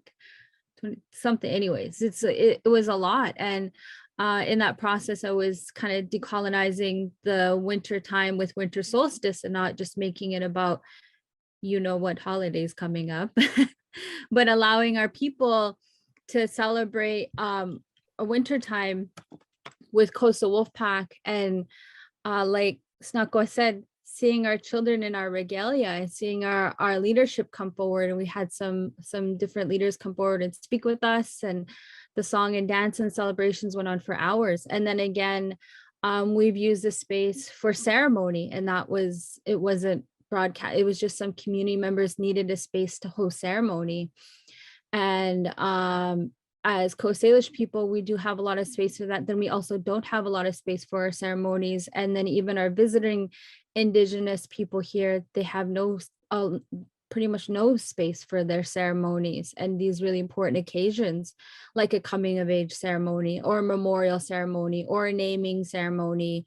But Erwin's organization was able to let, I've been there, I don't know how many times recently, but been able to go there and to have ceremonies being held. And again, it wasn't police. They weren't there sitting and watching how we did things. He just let us use the space the way we needed to. So in terms of settlers and building that relationship, you know, that was a good example of how we were able to go in and utilize the space, 4 walls and a restroom, and feel dignified in what we were doing and respected in that relationship we're holding with Erwin, and him openly saying, I'm a settler with this organization, come use my space, you know. It was great. So I thought I'd just, since I experienced it, chime in a bit. Thank you.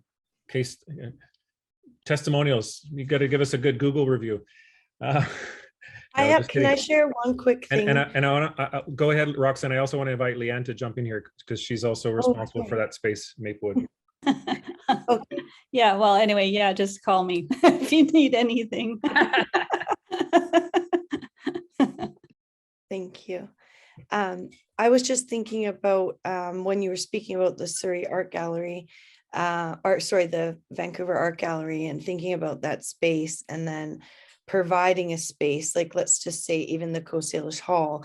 But then I would say before any of that even gets discussed, there should have been a meeting with community to see what are the community needs or what can we offer you. And I'll just share for the city of Surrey, they're having an interactive art museum that they're looking at. And I was really pleased that they brought us in Indigenous consultants and compensated them for their time from the local nations. And we're like, if we were to have this space, what are the things that we would like? And a lot of it was like we wanted open light and open space and the materiality of the building, but also we would like spaces to be able to cook when we gather. We need a kitchen or these sort of things. So I just wanted to share that, because I know with the space that you have, it looks like a longhouse, right? The new building, and it has a kitchen in it. So was that something that you worked with the community to look at their needs when you were building the space? No, the space history is really a question of coinciding. That's a coinciding conversation. So the organization had infrastructure planned, and with new leadership, the programmatic space design pivoted. And so I think it's really an example of any organization. And I know there's folks on the Zoom here who are operating spaces, that anyone at any time can pivot. And that's a conversation with your funders, and that's a conversation with your landlords, and it may be with your municipality. But I think I appreciate what your story is telling us, Roxanne from Surrey, is that Surrey was doing focusing on the urban Indigenous population, but was really neglecting the First Nations population. And so, and if just for everybody who's not familiar with that language, we're talking about the urbanized pan-native population versus actually lifting up the structural requirements, the needs of the local First Nation whose lands the city of Surrey is occupying. And so it's important, yes, that we service and support the urban Indigenous community who experience 72 to 84% urbanization across Canada. There's extremely high rates, but it's amazing to see that Surrey is also recognizing that it needs to deal with its relationship with its local First Nations. And we can look across the Lower Mainland and see different measures of success around that. We should perhaps jump in. Jonas, should we just curtail the questions and jump into the breakout room? And that might be yeah, sure, might be timely to just so we make use keep it rolling. Make use of our time. So there's a question in relation, and this is actually a good dovetail, the issue of in relation to First Nations. It's a bit of this looks like there's some flexibility, but specifically looking at the question of how can your organization advance redress? So I think we've given some examples, and there's these conversations about physical spaces in the story in North Vancouver. There's another story in North Vancouver about a cluster of settler, cultural, or heritage organizations all working together and all pooling money together and saying to local First Nations, we've got $50,000 or $150,000 or $1 million, and then getting out of the way. So that's in the way and then out of the way. So going up a little bit. Welcome back, everybody. Good to see everybody. I know we're at time, so I want to respect people's time. Some of you have to leave right away, pick up kids and things like that. But also welcome folks to share some closing comments. And we could do it two ways because we're at time. We could hear closing comments from the speakers, or we could hear closing comments from the breakout groups. Cease, do you have any inclination on which way we should go? I think we should do the breakout groups, just because I think it helps tie everybody's voices together. So nice. Thank you. Yeah. Let's do it. I just want to say, Hoichika, thank you all. I will be heading off, but I'm really grateful to to have the conversation really further and through the preparation we did for the event, but to hear people's feedback and how it can be furthered is really meaningful. Yeah. Thank you, Snakula. Thank you. Invite Marietta or Mark or anyone who would like to jump in and share their group. Or well, sorry, I was the rep or the note taker for our group. I'm coming to you from the unceded territories of the Squamish and Tsleil-Waututh nations. We're in North Vancouver right now. I'm at the museum. And, you know, what we talked about in our group was really having the nations and Coast Salish community members take the lead, and we will, you know, follow that lead and be a platform for providing opportunities or space for, you know, real and authentic contributions to the community by First Nations communities. So, you know, looking at establishing the types of resources required to do that, the payments and the valuing of those contributions is really key. And valuing the knowledge that's being shared with us, because I think that is something that has been, you know, I think we all have seen that is something that has been ignored for far too long. And so, you know, some of the ways that we spoke about practical ways of establishing partnerships is, you know, hopefully looking at protocol agreements, looking at some memoranda of understanding with the nation, so that it's understood that the partnership is kind of supported by chief and council, by band council, by people who are in the community, and making sure that the expectations and the common purposes and goals are brought forward. And also, and I'm going to keep it short because I know I'm not the only one talking, that the sort of the expectations required of the organization, whether it's a cultural organization or conservation organization, is well understood. Like the expectations of the community and the nation is understood and translated to the organization, so that there's fewer misunderstandings or missteps, because there is definitely a need for space and welcoming and honor and respect.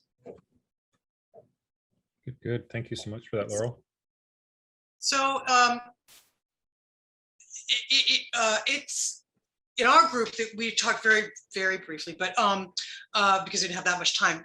One of the things that for me is an ongoing discussion is the amount of money and the amount of time that's invested by organizations or by groups, and in our case, we're investing the majority of our budget in Coast Salish work, and have been for quite some time. But what's important or what's complicated is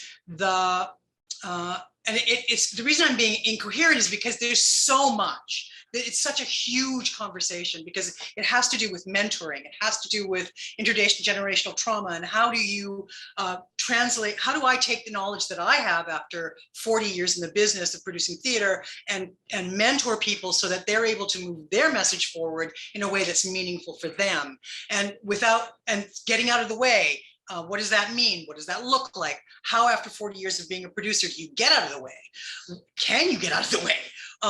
But those are ongoing conversations. Then what's really important too is I think that, especially with really traditionally based Coast Salish people, the interface between European tradition and European funding and European colonial behavior and their way of thinking is very vastly different. And so being that bridge, trying to find the ways that you can actually be the be the way that access can happen for traditional Coast Salish artists is incredibly important, because just through all the history, the ability of a lot of really traditionally based Coast Salish people to access funding, they don't have internet, for instance, or they don't want internet. So to make grants all internet based is ridiculous. There's how do you do grant speak when you're how do you even translate grant speak into a conversation about Coast Salish art? It's a very, very wrought and fraught conversation. And so the 10 years that we've been working with the Wolfpack has been, every year it's a little bit more.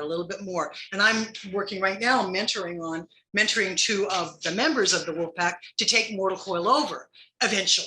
But that's, again, a long process. It's not going to happen in 1 or 2 years. It's now been 10 years. It's probably going to be 20 by the time we're done.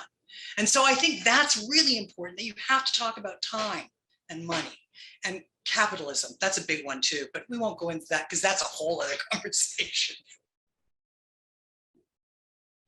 Thank you so much, Marietta, for sharing those insights, and that, as you say, those 40 years of figuring out whether you're supposed to get out of the way or just keep resourcing and keep doing such good work that you're doing. Anyone else? Shade? Can I go next? Go ahead, please. Yeah. Okay, wasn't sure. I just want to say thank you for inviting me to be a part of this panel discussion. Thank you for developing these intricate questions and letting me speak from the heart. Thank you for accepting me in this raw state of healing and being concussed. I did my best, and maybe I could have did better. I'm not sure. I'm just trying my best every single day. It's good to see each and every single one of you. I appreciate what you brought to the table and our uniquenesses, our similarities and our differences, and who you represent and the organizations you represent. And then I also want to add in, I don't think I said it yet, but as a Coast Salish singer and dancer, what my elders taught us, especially the ones that passed away, and also my living matriarch, my mom, she said, we're sick of people assuming I'm Shimshan or Haida and coming to our lands and asking if we're something else we're not. Are you Niska? Are you Kukwakiwak? Where do you come from? And we're like, well, right here, we come from right here. And these are our territories, and that's why we do what we do. And then it's also to ensure the erasure of Coast Salish people stops, and that our song and our dance and our regalia is us. That's our celebrations, and that we are so fortunate to be one of those people that produce that. My whole family make regalia, down to the very youngest. It's intertwined. My mom is one of the Coast Salish weavers. She was just spinning wool last week and making balls of wool for my sisters to take to work on weavings. My nephew just got a whole moose. My brother goes out fishing. I myself, I'm an artist as well. I was working on this drawing while we were in our meeting. I'm producing a coloring book, and I also have ties into the fine arts with Yahweh Lipton. Man of Masks is my uncle. That's my mom's older brother.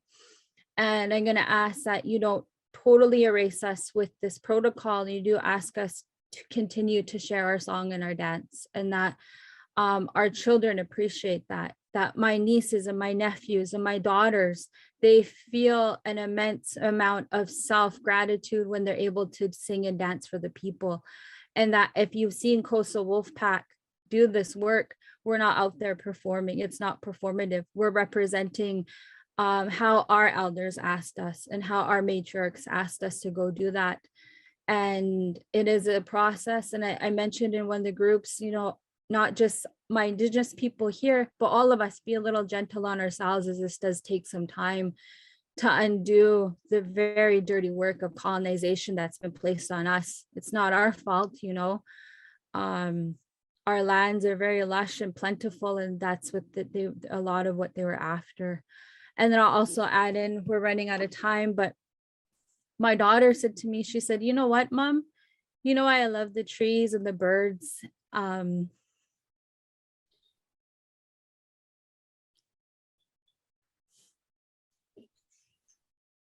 She said, my daddy went into the earth.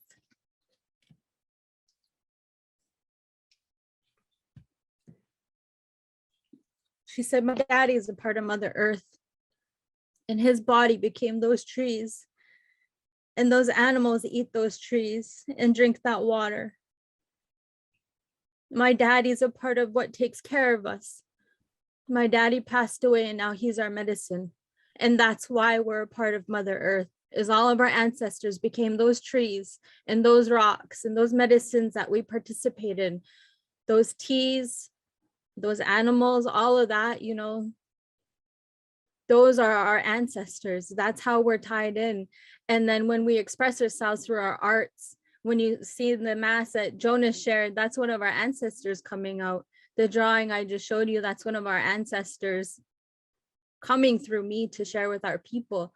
Even my child, she's 6 years old and she knows this. And it's not separated. We're not separated in our arts. We're not separated in the work that we do and how we share ourselves. It's all intertwined. It's all a part of it. So that's why when we're doing land acknowledgements, we're not just discussing like, oh, our land stolen. Those are our ancestors and our people with us. And if my child can figure this out at 6 years old, all of us can here too. All of us can. And that's, like I said, when we started this, I'm not doing this for myself. I'm doing this for the next 7 generations. And like I said to you, I have a niece that made me responsible at age 13. She's here in the audience. She's listening to me speak. She's listening to me talk and to say what they deserve for the next generation. She's here listening.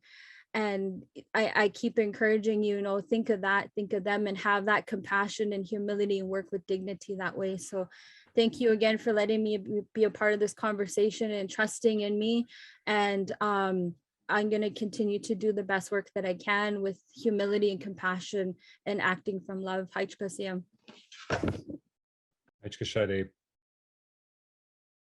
Thank you for accepting the invitation, and it's just such a beautiful day to be spent with a group of matriarchs. I guess I'm speaking on behalf of Jonas and myself to hear this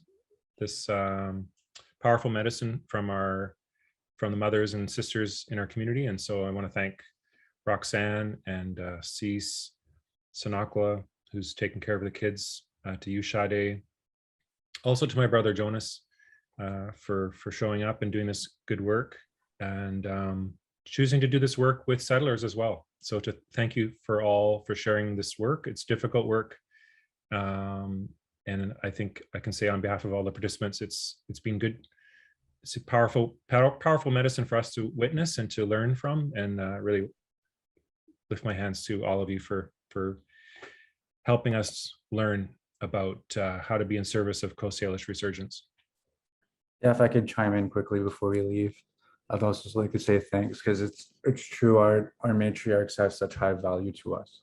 Our women feed us our gifts, our cultural gifts, and our cultural significance is passed down through our matriarch line. So our matriarchs are smanoth, the royalty. No matter who you are as a woman, you're upheld as royalty to us. And to listen and hear the Snowaitha teachings from each matriarch here, it's heartwarming, because in the colonized society, they put the male dominant, where in our society, our cultural ways, it's quite the opposite. We protect and we uphold our females, we uphold our matriarchs. Those are our knowledge keepers, more or less. Those are the ones we receive our gifts from. So I'll just thank the speakers as well.